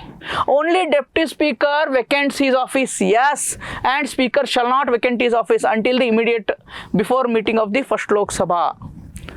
ಒಂದು ಗೌರ್ಮೆಂಟ್ ಮುಗಿಯುತ್ತೆ ಅವಧಿ, ಇನ್ನೊಂದು ಗೌರ್ಮೆಂಟ್ ಬರುತ್ತೆ, ಆ ಫಸ್ಟ್ ಸೆಷನ್ ಬರೋವರೆಗೂ, ಸ್ಟಾರ್ಟ್ ಆಗೋ ಅವಧಿವರೆಗೂ ಸ್ಪೀಕರ್ ಏನಾಗಿರ್ತಾರೆ, ಅವ್ರ ಆಫೀಸಲ್ಲೇ ಇರ್ತಾರೆ. ಅದು ವೆಕೆಂಟ್ ಆಗಲ್ಲ, ತೆರವುಗೊಳಿಸಲ್ಲ ಸ್ಪೀಕರ್. ಬಟ್ ಡೆಪ್ಟಿ ಸ್ಪೀಕರು ತೆರವುಗೊಳಿಸ್ತಾರೆ. This is what difference you need to learn, you need to remember. Okay, ಗೊತ್ತಾಯ್ತಾ? ಹಾಂ, ಏನಿದೆಪ್ಪ, ಒಂದನೇ ಹೇಳಿಕೆ ಸರಿಯಾಗಿದೆ, 1 ಮತ್ತು 3 ಎರಡು ಸರಿಯಾಗಿದೆ. ಎರಡನೇದೇನಿದೆ ತಪ್ಪಾಗಿದೆ, 1 ಮತ್ತು 3 ಸರಿಯಾಗಿದೆ. ಓಕೆ, ಗೊತ್ತಾಯ್ತಾ? 1 ಮತ್ತು 3 ಅದು ಕೆಳಗಿತ್ತು, ಹೀಗಾಗಿ ನಿಮಗೆ ಅದು ಕಾಣಿಸಿಲ್ಲ. ಓಕೆ, ನೋಡೋಣ ನೆಕ್ಸ್ಟ್. ಲೋಕಸಭೆ ಸಭಾಧ್ಯಕ್ಷರು, ಅಗೈನ್ ಸ್ಪೀಕರ್. ನೋಡೋಣ. Panel of chairpersons of the Lok Sabha ಸಭಾಧ್ಯಕ್ಷರ ಸಮಿತಿ. ಇದನ್ನು ಯಾಕೆ ಮಾಡ್ತಾರೆ ಅಂತಂದರೆ ಹೇಳ್ಬಿಡ್ತೀನಿ. ಫಸ್ಟು, ಲೋಕಸಭಾ ಅಧಿವೇಶನ ನಡಿಬೇಕು, ಅಧಿವೇಶನ ನಡೆಸೋರು ಯಾರು? ಅಥವಾ ಸ್ಟೇಟ್ ಲೆಜಿಸ್ಲೇಟಿವ್ ಅಸೆಂಬ್ಲಿ, ವಿಧಾನಸಭೆ ತಗೊಳ್ಳಿ, ಅಧಿವೇಶನ ನಡೆಸೋರು ಯಾರು? ಸ್ಪೀಕರು. ಸ್ಪೀಕರ್ ಇಲ್ಲ ಅಂತಂದ್ರೆ ನಡೆಸೋರು ಯಾರು? Deputy speaker. ಅದು ಎಲೆಕ್ಷನ್ ಮುಖಾಂತರನೇ ಅಪಾಯಿಂಟ್ ಆಗ್ತಾರೆ. ಇಬ್ಬರು ಇಲ್ಲ ಅಂತಂದರೆ ಹಾಗೆ ಬಿಡೋಕ್ಕಾಗತ್ತೆ ಅಧಿವೇಶನನ? ಇಲ್ಲ. ಅದಕ್ಕಂತ ಒಂದು ಪ್ಯಾನಲ್ ಮಾಡಿರ್ತಾರೆ, ಒಂದು ಸಮಿತಿಯನ್ನು ಮಾಡಿರ್ತಾರೆ, ಸಭಾಧ್ಯಕ್ಷರ ಸಮಿತಿ ಅಂತ. 10 ಜನ ಇರ್ತಾರೆ ಅದರಲ್ಲಿ. ಓಕೆ, 10 ಜನ ಏನಾಗಿರ್ತಾರೆ, ಸಭಾಧ್ಯಕ್ಷ ಸ್ಪೀಕರ್ ಪ್ಯಾನಲಲ್ಲಿ ಇರ್ತಾರೆ. ಇಬ್ಬರು ಇಲ್ಲ ಅಂತಂದರೆ ಯಾರಾದರೂ ಒಬ್ಬರು ಬಂದು ಆ ಸದನವನ್ನು ನಡೆಸ್ತಾರೆ. ಇದು ಪದ್ಧತಿ. Okay, so members of the panel of chairpersons, okay, members of the channel of members of the panel of chairpersons are drawn exclusively from the ruling party. Okay, ಸದನದ ನಡಾವಳಿಗಳ ಮೇಲೆ ಸರ್ಕಾರದ ನಿಯಂತ್ರಣವನ್ನು ಖಚಿತಪಡಿಸಿಕೊಳ್ಳಲು ಸಭಾಧ್ಯಕ್ಷರ ಮಿತಿಯ ಸದಸ್ಯರನ್ನು ಕೇವಲ ಆಡಳಿತ ಪಕ್ಷದಿಂದ ಮಾತ್ರ ಆ ಪ್ಯಾನಲ್ ಸದಸ್ಯರನ್ನ, ಆ ಸಮಿತಿಯ ಸದಸ್ಯರನ್ನ ರೂಲಿಂಗ್ ಪಾರ್ಟಿಯವರು ಅಷ್ಟೇ ಮಾಡೋಕ್ಕಾಗುತ್ತಾ? ಬಯಾಸ್ಡ್ ಆಗಲ್ವಾ ಅದು? ಪಕ್ಷಪಾತ ಆಗಲ್ವಾ ಆ ಥರ ಮಾಡಿದ್ರೆ? ರೂಲಿಂಗ್ ಪಾರ್ಟಿಯವರು ಇದ್ದರೆ ರೂಲಿಂಗ್ ಪಾರ್ಟಿಯವರಿಗೆ ಜಾಸ್ತಿ ಮಾತಾಡೋಕ್ಕೆ ಅವಕಾಶ ಕೊಡೋದಿಲ್ಲ, ಆಗಲ್ವಾ? ಅಲ್ವಾ? ಆ ಥರ ಆಗಬಾರ್ದು. ರೂಲಿಂಗ್ ಪಾರ್ಟಿ ಮತ್ತು ಅಪೋಸಿಷನ್ ಪಾರ್ಟಿ, ವಿರೋಧ ಪಕ್ಷ ಮತ್ತು ಆಡಳಿತ ಪಕ್ಷ ಇಬ್ಬರು ಇರ್ತಾರೆ ಆ ಒಂದು ಸಮಿತಿನಲ್ಲಿ. ಹೀಗಾಗಿ 1ನೇ ಹೇಳಿಕೆ ತಪ್ಪು. 2ನೇ ಹೇಳಿಕೆ, ಸಭಾಧ್ಯಕ್ಷರ ಸಮಿತಿ panel of chairperson nominated by the different political parties, yes, and members are appointed by the speaker. Nominated by the ಅಲ್ಲ, ನೋ ಸಾರಿ, ಸಭಾಧ್ಯಕ್ಷರ ಸಮಿತಿಯನ್ನು ವಿವಿಧ ರಾಜಕೀಯ ಪಕ್ಷಗಳು ನಾಮನಿರ್ದೇಶನ ಮಾಡುತ್ತೆ. ಅವ್ರು ಯಾಕೆ ನಾಮಿನೇಟ್ ಮಾಡಬೇಕು? ಅವ್ರಿಗೆ ಬೇಕಾದವರು ನಾಮಿನೇಟ್ ಮಾಡಿಬಿಡ್ತಾರೆ ಆ ರಾಜಕೀಯ ಪಕ್ಷಗಳು, ಅಲ್ವಾ? ನೋ. ಯಾರು ಸೆಲೆಕ್ಟ್ ಮಾಡ್ತಾರೆ 10 ಜನನ? ಸ್ಪೀಕರೇ ನಾಮಿನೇಟ್ ಮಾಡ್ತಾರೆ. ಅವ್ರನ್ನ ಅಪಾಯಿಂಟ್ಮೆಂಟ್ ಅಂತ ಏನಿಲ್ಲ, ಸಪ್ರೇಟಾಗಿ ನಾಮಿನೇಟ್ ಮಾಡ್ತಾರೆ, ಅವನ ಪ್ಯಾನಲ್ ಕೂಡಿಸ್ತಾರೆ. ನಾನು ಡೆಪ್ಟಿ ಸ್ಪೀಕರ್ ಇಲ್ಲ ಅಂದರೆ ನೀವು ಬಂದು ಸದನ ನಡೆಸ್ರಪ್ಪ ಅಂತ ಹೇಳ್ತಾರೆ, ಅಷ್ಟೇ ಸಿಂಪಲ್. ನಾಮಿನೇಟ್ ಮಾಡ್ತಾರೆ ಅಷ್ಟೇ. ಯಾರು ಮಾಡ್ತಾರೆ? Speaker. Okay, speaker of Lok Sabha ಅವರೇ ಮಾಡ್ತಾರೆ ನಾಮಿನೇಟು, ನಾಟ್ ಪೊಲಿಟಿಕಲ್ ಪಾರ್ಟೀಸ್. ಹೀಗಾಗಿ 2ನೇ ಹೇಳಿಕೆ ಕೂಡ ಏನಿದೆ ತಪ್ಪಾಗಿದೆ. ಸಮಿತಿಯು 10ಕ್ಕಿಂತ ಹೆಚ್ಚು ಸದಸ್ಯರನ್ನು ಹೊಂದಿರಬಾರದು ಮತ್ತು ಸಭಾಧ್ಯಕ್ಷರು ಮತ್ತು ಉಪಸಭಾಧ್ಯಕ್ಷರು ಇಬ್ಬರು ಹುದ್ದೆಗಳು ಖಾಲಿ ಇದ್ದಾಗ ಅವರಲ್ಲಿ ಯಾರಾದರೂ ಸದನ ಅಧ್ಯಕ್ಷತೆ ವಹಿಸಬಹುದು. ಇಂಗ್ಲೀಷಲ್ಲಿ ನೋಡೋಣ, ಭಾಳ important. The panel consisting not more than 10 members, correct, and any of them can preside over the house, ಇದು ಕೂಡ ಕರೆಕ್ಟ್. ಇಬ್ಬರು ಇಲ್ಲ ಅಂತಂದರೆ ಯಾರಾದರೂ ಒಬ್ಬರು 10 ಜನರಲ್ಲಿ ಯಾರಾದರೂ ಒಬ್ಬರು ಬಂದು ಅವನ ಅಧ್ಯಕ್ಷತೆಯನ್ನು ವಹಿಸಿ ಸದನವನ್ನು ನಡೆಸ್ಬೋದು. Yes, when the office of the both speaker and deputy speaker vacant ಅಂತ ಹೇಳ್ತಾ ಇದ್ದಾರೆ.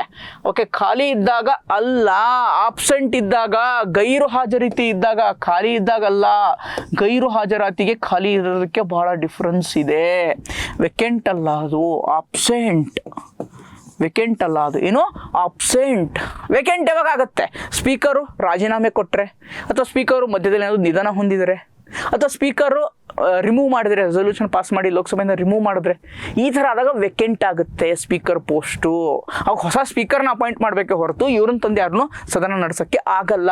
ಅವರ ಗೈರು ಹಾಜರಾತಿ ಇದ್ದರೆ, ಅವರು ಆಬ್ಸೆಂಟ್ ಇದ್ದರೆ, ಅವಾಗ ಮಾತ್ರ ಏನು ಮಾಡ್ಬೋದು? ಈ ಪ್ಯಾನಲಲ್ಲಿ 10 ಜನ ಏನು ಪ್ಯಾನಲ್ ಇರುತ್ತಲ್ವ, ಸಮಿತಿ ಇರುತ್ತಲ್ವ ಸಭಾಧ್ಯಕ್ಷರದು, ಅವರು ಬಂದು ಅಧ್ಯಕ್ಷತೆಯನ್ನು ವಹಿಸಬಹುದು, ಅಂದರೆ ಸದನವನ್ನು ನಡೆಸಬಹುದು ಅಷ್ಟೇ. ಇದು important. These are keywords, very very important. ಯಾಕಂದರೆ ಪರೀಕ್ಷೆಯಲ್ಲಿ ಇಲ್ಲೇ ನಿಮಗೆ ಟ್ವಿಸ್ಟ್ ಮಾಡೋದು. ಯಾರು ಭಾಳ ನೀಟಾಗಿ ಅರ್ಥ ಮಾಡ್ಕೊಂಡು ಓದಿರ್ತೀರಲ್ವ, ಅವರು ತಪ್ಪು ಮಾಡೋಕ್ಕೆ ಆಗಲ್ಲ ಇವೆಲ್ಲ. ಓಕೆ, ಗೊತ್ತಾಯ್ತಾ? 19ನೇ ಪ್ರಶ್ನೆ. ಈ ಕೆಳಗಿನವುಗಳಲ್ಲಿ ಯಾವುದು ಭಾರತ ರಾಷ್ಟ್ರಪತಿಯ ಚುನಾವಣಾ ಮಂಡಳಿ ಎಲೆಕ್ಟ್ರಲ್ ಕಾಲೇಜ್ನ ಭಾಗವಾಗಿದೆ? ಓಕೆ, ಆದರೆ ಅವರನ್ನು ವಾಗ್ದಂಡನೆಗೆ ಒಳಪಡಿಸುವ ಪ್ರಕ್ರಿಯೆಯಲ್ಲಿ ಭಾಗವಹಿಸುವುದಿಲ್ಲ. ಈ 4 ಲೋಕಸಭೆ, ರಾಜ್ಯಸಭೆ, ರಾಜ್ಯ ವಿಧಾನ ಪರಿಷತ್ತು, ರಾಜ್ಯ ವಿಧಾನಸಭೆ, ಈ 4ರಲ್ಲಿ ಒಬ್ಬರು ಯಾರು? ಅವರು ಪ್ರೆಸಿಡೆಂಟ್ ಎಲೆಕ್ಷನ್ಗೆ ಬಂದು ವೋಟ್ ಹಾಕ್ತಾರೆ. ಬಟ್ ಅವ್ರ ಇಂಪೀಚ್ಮೆಂಟ್ ಅಂದರೆ ರಿಮೂವಲ್ ಪ್ರೊಸೆಸ್ ಬಂದಾಗ ಅವರು ಬರಲ್ಲ, ಬರೀ ವೋಟ್ ಹಾಕ್ತಾರಷ್ಟೇ. ಬಟ್ ಅವ್ರು ರಿಮೂವಲ್ ಪ್ರೊಸೆಸ್ಸಲ್ಲಿ ಭಾಗವಹಿಸಲ್ಲ. ಪ್ರೆಸಿಡೆಂಟನ್ನು, ರಾಷ್ಟ್ರಪತಿಗಳನ್ನು ತೆಗೆದು ಹಾಕೋದು, ವಾಗ್ದಂಡನೆ ಅಂತಂದ್ರೇನು? ತೆಗೆದು ಹಾಕೋದು. ಇಂಪೀಚ್ಮೆಂಟ್ ಪ್ರೊಸೆಸ್ಸಲ್ಲಿ ಭಾಗವಹಿಸಲ್ಲ. ಯಾರು ವೋಟ್ ಹಾಕ್ತಾರೆ ಆದರೆ ಭಾಗವಹಿಸಲ್ಲ. ಲೋಕಸಭೆ ಸದಸ್ಯರು ವೋಟ್ ಹಾಕ್ತಾರೆ ಆದರೆ ಭಾಗವಹಿಸ್ತಾರೆ, ಹೀಗಾಗಿ ಇದು ಆಗಲ್ಲ. ರಾಜ್ಯಸಭೆ ಸದಸ್ಯರು ಭಾಗವಹಿಸ್ತಾರೆ, ಓಕೆ, ಭಾಗವಹಿಸ್ತಾರೆ, ಆಮೇಲೆ ವೋಟು ಹಾಕ್ತಾರೆ, ಹೀಗಾಗಿ ಇದು ಆಗಲ್ಲ. ರಾಜ್ಯ ವಿಧಾನ ಪರಿಷತ್ತು ವೋಟು ಹಾಕಲ್ಲ, ಭಾಗನೂ ವಹಿಸಲ್ಲ. ಓಕೆ, ಹೀಗಾಗಿ ಇದೂ ಆಗಲ್ಲ. ರಾಜ್ಯ ವಿಧಾನಸಭೆ ಸದಸ್ಯರು, ರಾಜ್ಯ ವಿಧಾನಸಭೆ MLAಗಳು ವೋಟ್ ಹಾಕ್ತಾರೆ, ಅದರ ವಾಗ್ದಂಡನೆಯಲ್ಲಿ ಭಾಗವಹಿಸಲ್ಲ. ಹೀಗಾಗಿ ಆನ್ಸರ್ ಏನಾಗುತ್ತೆ? ರಾಜ್ಯ ವಿಧಾನಸಭೆ, state legislative assembly is the correct answer. Electoral college ಯಾರು ಇರ್ತಾರಪ್ಪ ಎಲೆಕ್ಟ್ರಲ್ ಕಾಲೇಜಲ್ಲಿ? ಎಲೆಕ್ಟೆಡ್ ಮೆಂಬರ್ಸ್, ಚುನಾಯಿತ ಪ್ರತಿನಿಧಿಗಳು of Lok Sabha, Rajya Sabha plus state legislative state legislative assembly. Okay, elected member ಚುನಾಯಿತ ಸದಸ್ಯರು, ಲೋಕಸಭೆ ಚುನಾಯಿತ ಸದಸ್ಯರು, ರಾಜ್ಯಸಭೆಯ ಚುನಾಯಿತ ಸದಸ್ಯರು ಮತ್ತು ರಾಜ್ಯ ವಿಧಾನಸಭೆಯ ಚುನಾಯಿತ ಸದಸ್ಯರು ಪ್ರೆಸಿಡೆಂಟ್ ಎಲೆಕ್ಷನಲ್ಲಿ ಭಾಗವಹಿಸ್ತಾರೆ. ಇದು ಇಂಪಾರ್ಟೆಂಟ್. ಎಲೆಕ್ಟೆಡ್ ನೋಟ್ ಮಾಡ್ಕೊಳ್ಳಿ, ಇಂಪಾರ್ಟೆಂಟ್. ಯಾಕಂದರೆ ನಾಮಿನೇಟೆಡ್ ಮೆಂಬರ್ ಇರ್ತಾರೆ ರಾಜ್ಯಸಭಾದಲ್ಲಿ, ಅವರು ಪ್ರೆಸಿಡೆಂಟ್ ಎಲೆಕ್ಷನಲ್ಲಿ ವೋಟ್ ಹಾಕಲ್ಲ. ಇದು ಇಂಪಾರ್ಟೆಂಟ್, ವೆರಿ ವೆರಿ ಇಂಪಾರ್ಟೆಂಟ್. ಯಾಕೆ ಮುಂಚೆ ಆಂಗ್ಲೋ ಇಂಡಿಯನ್ ಲೋಕಸಭೆಯಲ್ಲಿ ಏನು ಮಾಡ್ತಾಯಿದ್ರು, ನಾಮಿನೇಟ್ ಮಾಡ್ತಾಯಿದ್ರು ಇಬ್ಬರು ಆಂಗ್ಲೋ ಇಂಡಿಯನ್ನ. ಈಗಿಲ್ಲ, ಆಂಗ್ಲೋ ಇಂಡಿಯನ್ ತೆಗೆದು ಹಾಕಿದ್ರು, ಅದು ಬೇರೆ. ಬಟ್ ಏನು, ಅವರು ಮುಂಚೆ ಪ್ರೆಸಿಡೆಂಟ್ ಎಲೆಕ್ಷನಲ್ಲಿ ಭಾಗವಹಿಸೋಕೆ ಆಗ್ತಾ ಇರಲಿಲ್ಲ. ಇದು important. Elected members Lok Sabha, Rajya Sabha ಮತ್ತು MLAಗಳು, state legislative assembly. But removal, impeachment. Okay, impeachment ಇದೆ ಅಲ್ವಾ? ಇಂಪೀಚ್ಮೆಂಟ್ ಅಂದರೆ ವಾಗ್ದಂಡನೆ. ಇದರಲ್ಲಿ both elected and nominated, ಚುನಾಯಿತ ಮತ್ತು ನಾಮನಿರ್ದೇಶಿತ ಎಲ್ಲ ಸದಸ್ಯರು, ಲೋಕಸಭೆಯ ಚುನಾಯಿತ ಮತ್ತು ರಾಜ್ಯಸಭೆಯ ಚುನಾಯಿತ ಮತ್ತು ನಾಮನಿರ್ದೇಶಿತ ಸದಸ್ಯರು ಎಲ್ಲರೂ ಕೂಡ ಏನು ಮಾಡ್ತಾರೆ, ಈ ಒಂದು ಇಂಪೀಚ್ಮೆಂಟ್ ಪ್ರೊಸೆಸ್ಸಲ್ಲಿ ಭಾಗವಹಿಸುತ್ತಾರೆ. This is difference, you have to remember. ಇದನ್ನು ನೆನಪಿಟ್ಕೊಳ್ಳೇಬೇಕು. ಇಲ್ಲಿಂದನೇ ಪ್ರಶ್ನೆ ಬರುತ್ತೆ. ಈ ಡಿಫ್ರೆನ್ಸ್ ಹೇಳ್ತೀನಲ್ವಾ, ಎಲ್ಲಿ ವ್ಯತ್ಯಾಸಗಳಿರುತ್ತೆ ಅಲ್ಲಿಂದ ಪ್ರಶ್ನೆಗಳು ಬರುತ್ತೆ. ನೆನ್ಪಿಟ್ಕೊಳ್ಳಿ ಸ್ನೇಹಿತರೆ, ಇದು ಇಂಪಾರ್ಟೆಂಟ್. ಐ ಹೋಪ್ ನಿಮಗೆ ಅಂಡರ್ಸ್ಟ್ಯಾಂಡ್ ಆಗಿದೆ ಅನ್ಕೊತೀನಿ. ಯಾಕೆ ಇಷ್ಟು ಡೆಪ್ತಾಗಿ ಹೇಳ್ತಾ ಇದ್ದೀನಿ ಅಂದರೆ, ಸುಮ್ಮನೆ ಏನೋ ನಾನು ಒಂದು ಹೇಳಿಬಿಟ್ಟು ಓಕೆ ಇದು ಇವ್ರು ಇರ್ತಾರೆ ಇವರೆಲ್ಲ ಅಂತ ಹೇಳ್ಬಿಟ್ರೆ ಯಾಕಿರಲ್ಲ ಅಂತ ಹೇಳ್ಬೇಕಲ್ವ ನಿಮಗೆ, ಅದಕ್ಕೋಸ್ಕರ ಇಷ್ಟು ಡೀಟೇಲಾಗಿ ನಾನು ನಿಮಗೆ ಹೇಳ್ತಾ ಇದ್ದೀನಿ. ರೈಟ್. ಸೊ ಮುಂದಿನ ಪ್ರಶ್ನೆ, ನಮ್ಮ GK ಕೊನೆಯ ಪ್ರಶ್ನೆ ನೋಡೋಣ. ಭಾರತದಲ್ಲಿ ಸಂಸತ್ತಿನ ಜಂಟಿ ಅಧಿವೇಶನ, ಜಾಯಿಂಟ್ ಸಿಟ್ಟಿಂಗ್ ಅಂತ ಹೇಳ್ತೀವಿ. ಏನು? ಜಾಯಿಂಟ್ ಸಿಟ್ಟಿಂಗ್, ಸಂಸತ್ತಿನ ಅಧಿವೇಶನ. ಯಾರು ಅಧ್ಯಕ್ಷತೆಯನ್ನು ವಹಿಸ್ತಾರೆ? ಹೂ ಪ್ರಿಸೈಡ್ ದಿ ಜಾಯಿಂಟ್ ಸಿಟ್ಟಿಂಗ್? ಯಾರು ಜಾಯಿಂಟ್ ಸಿಟ್ಟಿಂಗನ್ನು ವಹಿಸ್ತಾರೆ? ಜಾಯಿಂಟ್ ಸೆಷನನ್ನು ಯಾರಪ್ಪ ಮಾಡ್ತಾರೆ? Joint sitting. ಫಸ್ಟ್ ಜಾಯಿಂಟ್ ಸಿಟ್ಟಿಂಗ್ದು ನನಗೆ ವಿಧಿ ಹೇಳಿ. ಯಾವ ವಿಧಿ? ಭಾರತ ಸಂವಿಧಾನದ ಯಾವ ವಿಧಿಯ ಪ್ರಕಾರ ಜಂಟಿ ಅಧಿವೇಶನವನ್ನು ನಡೆಸ್ತಾರೆ? ಯಾವ ವಿಧಿ ಜಂಟಿ ಅಧಿವೇಶನದ್ದು ವಿಧಿ ಯಾವುದು? ಕಮೆಂಟ್ ಹಾಕಿ ಗೊತ್ತಿದ್ರೆ. ವಿಧಿ 108, article 108. As per article 108 joint sitting can happen. ಯಾವ ಒಂದು ಆರ್ಡಿನರಿ ಬಿಲ್ ನೆನ್ಪಿಟ್ಕೊಳ್ಳಿ. ಆರ್ಡಿನರಿ ಬಿಲ್, ಮನಿ ಬಿಲ್ ಬರಲ್ಲ, ಹಣಕಾಸು ಮಸೂದೆ ಬರಲ್ಲ, ಕಾನ್ಸ್ಟಿಟ್ಯೂಷನ್ ಅಮೆಂಡ್ಮೆಂಟ್ ಬಿಲ್ ಅದಕ್ಕೂ ಬರಲ್ಲ. ಅಂದರೆ ಸಾಂವಿಧಾನಿಕ ತಿದ್ದುಪಡಿಯ ಮಸೂದೆ ಬರುತ್ತಲ್ವ, ಅದಕ್ಕೂ ಬರಲ್ಲ. ಓನ್ಲಿ ಆರ್ಡಿನರಿ ಬಿಲ್, ಸಾಮಾನ್ಯ ಮಸೂದೆ. ಸಾಮಾನ್ಯ ಮಸೂದೆ ಲೋಕಸಭೆನಲ್ಲಾದರೂ ಇಂಟ್ರೊಡ್ಯೂಸ್ ಆಗಲಿ, ರಾಜ್ಯಸಭೆನಲ್ಲಾದರೂ ಇಂಟ್ರೊಡ್ಯೂಸ್ ಆಗಲಿ, ಯಾವುದೇ ಹೌಸಲ್ಲಿ ಇಂಟ್ರೊಡ್ಯೂಸ್ ಆಗ್ಬೋದು. ಒಂದು ಹೌಸು ಇನ್ನೊಂದು ಹೌಸಿಗೆ ಕಳಿಸುತ್ತೆ ಪಾಸ್ ಮಾಡಿ. ಓಕೆ, ಇನ್ನೊಂದು ಹೌಸು ಅದನ್ನು ಪಾಸ್ ಮಾಡಬೇಕು. ಲೋಕಸಭೆ ಪಾಸ್ ಮಾಡಿ ರಾಜ್ಯಸಭೆ ಕಳಿಸುತ್ತೆ, ಅದು ಪಾಸ್ ಮಾಡಬೇಕು. ಪಾಸ್ ಮಾಡದೇ ಇದ್ರೂ ಕೂಡ ಎಷ್ಟು 4 ತಿಂಗಳು 6 ತಿಂಗಳು ಏನೋ ಇದೆ, ಅದು ಪಾಸ್ ಮಾಡದೇ ಇದೆ ಹಾಗೆ ಇಟ್ಕೊಂಡಿದ್ರೆ ಪ್ರೆಸಿಡೆಂಟ್ ಅಂತಾರೆ, ಏನಪ್ಪ ನೀವು ಪಾಸ್ ಮಾಡ್ತಾ ಇಲ್ಲ, ಬನ್ನಿ ಜಾಯಿಂಟ್ ಸಿಟ್ಟಿಂಗ್ ಕರಿತೀನಿ. ಓಕೆ, ಅದನ್ನು ಪ್ರೆಸಿಡೆಂಟ್ ಏನು ಮಾಡ್ತಾರೆ? ಸಮನ್ ಮಾಡ್ತಾರೆ.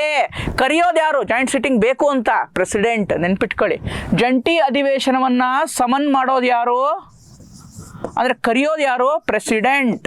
ಇದು ಇಂಪಾರ್ಟೆಂಟ್. ನೆಕ್ಸ್ಟ್ ಇದನ್ನೇ ಕೇಳ್ಬೋದು. ಇಲ್ಲೇನು ಕೇಳಿದರೆ ಪ್ರೆಸಿಡೆಂಟ್ ಕರೀತಾರೆ, ಬಟ್ ಅದರ ಅಧ್ಯಕ್ಷತೆಯನ್ನು ಯಾರು ವಹಿಸ್ತಾರೆ?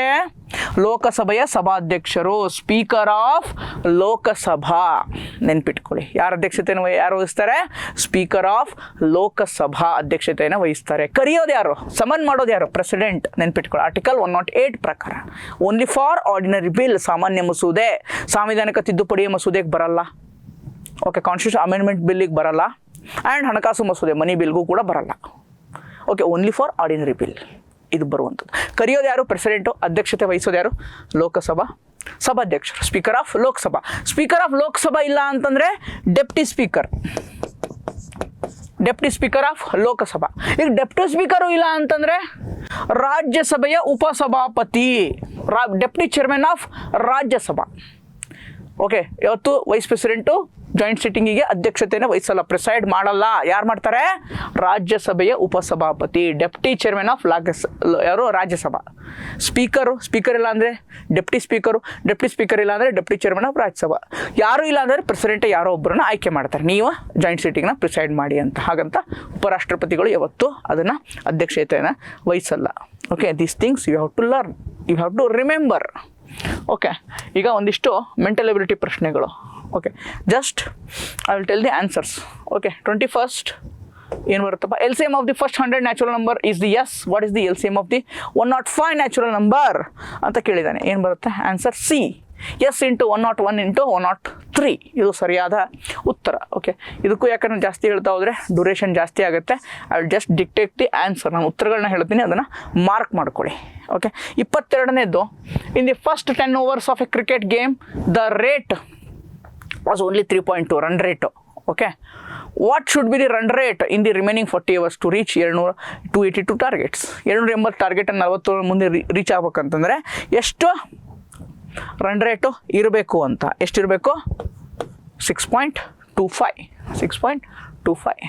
ಓಕೆ, ನೆಕ್ಸ್ಟ್ ಕ್ರಿಕೆಟ್ ನೋಡೋರಿಗೆ ಗೊತ್ತಿರುತ್ತದೋ, ಯಾರು ಕ್ರಿಕೆಟ್ ಪ್ರೇಮಿಗಳಿದ್ದೀರಲ್ಲಪ್ಪ ಅವ್ರಿಗೆ ಗೊತ್ತಿರುತ್ತೆ.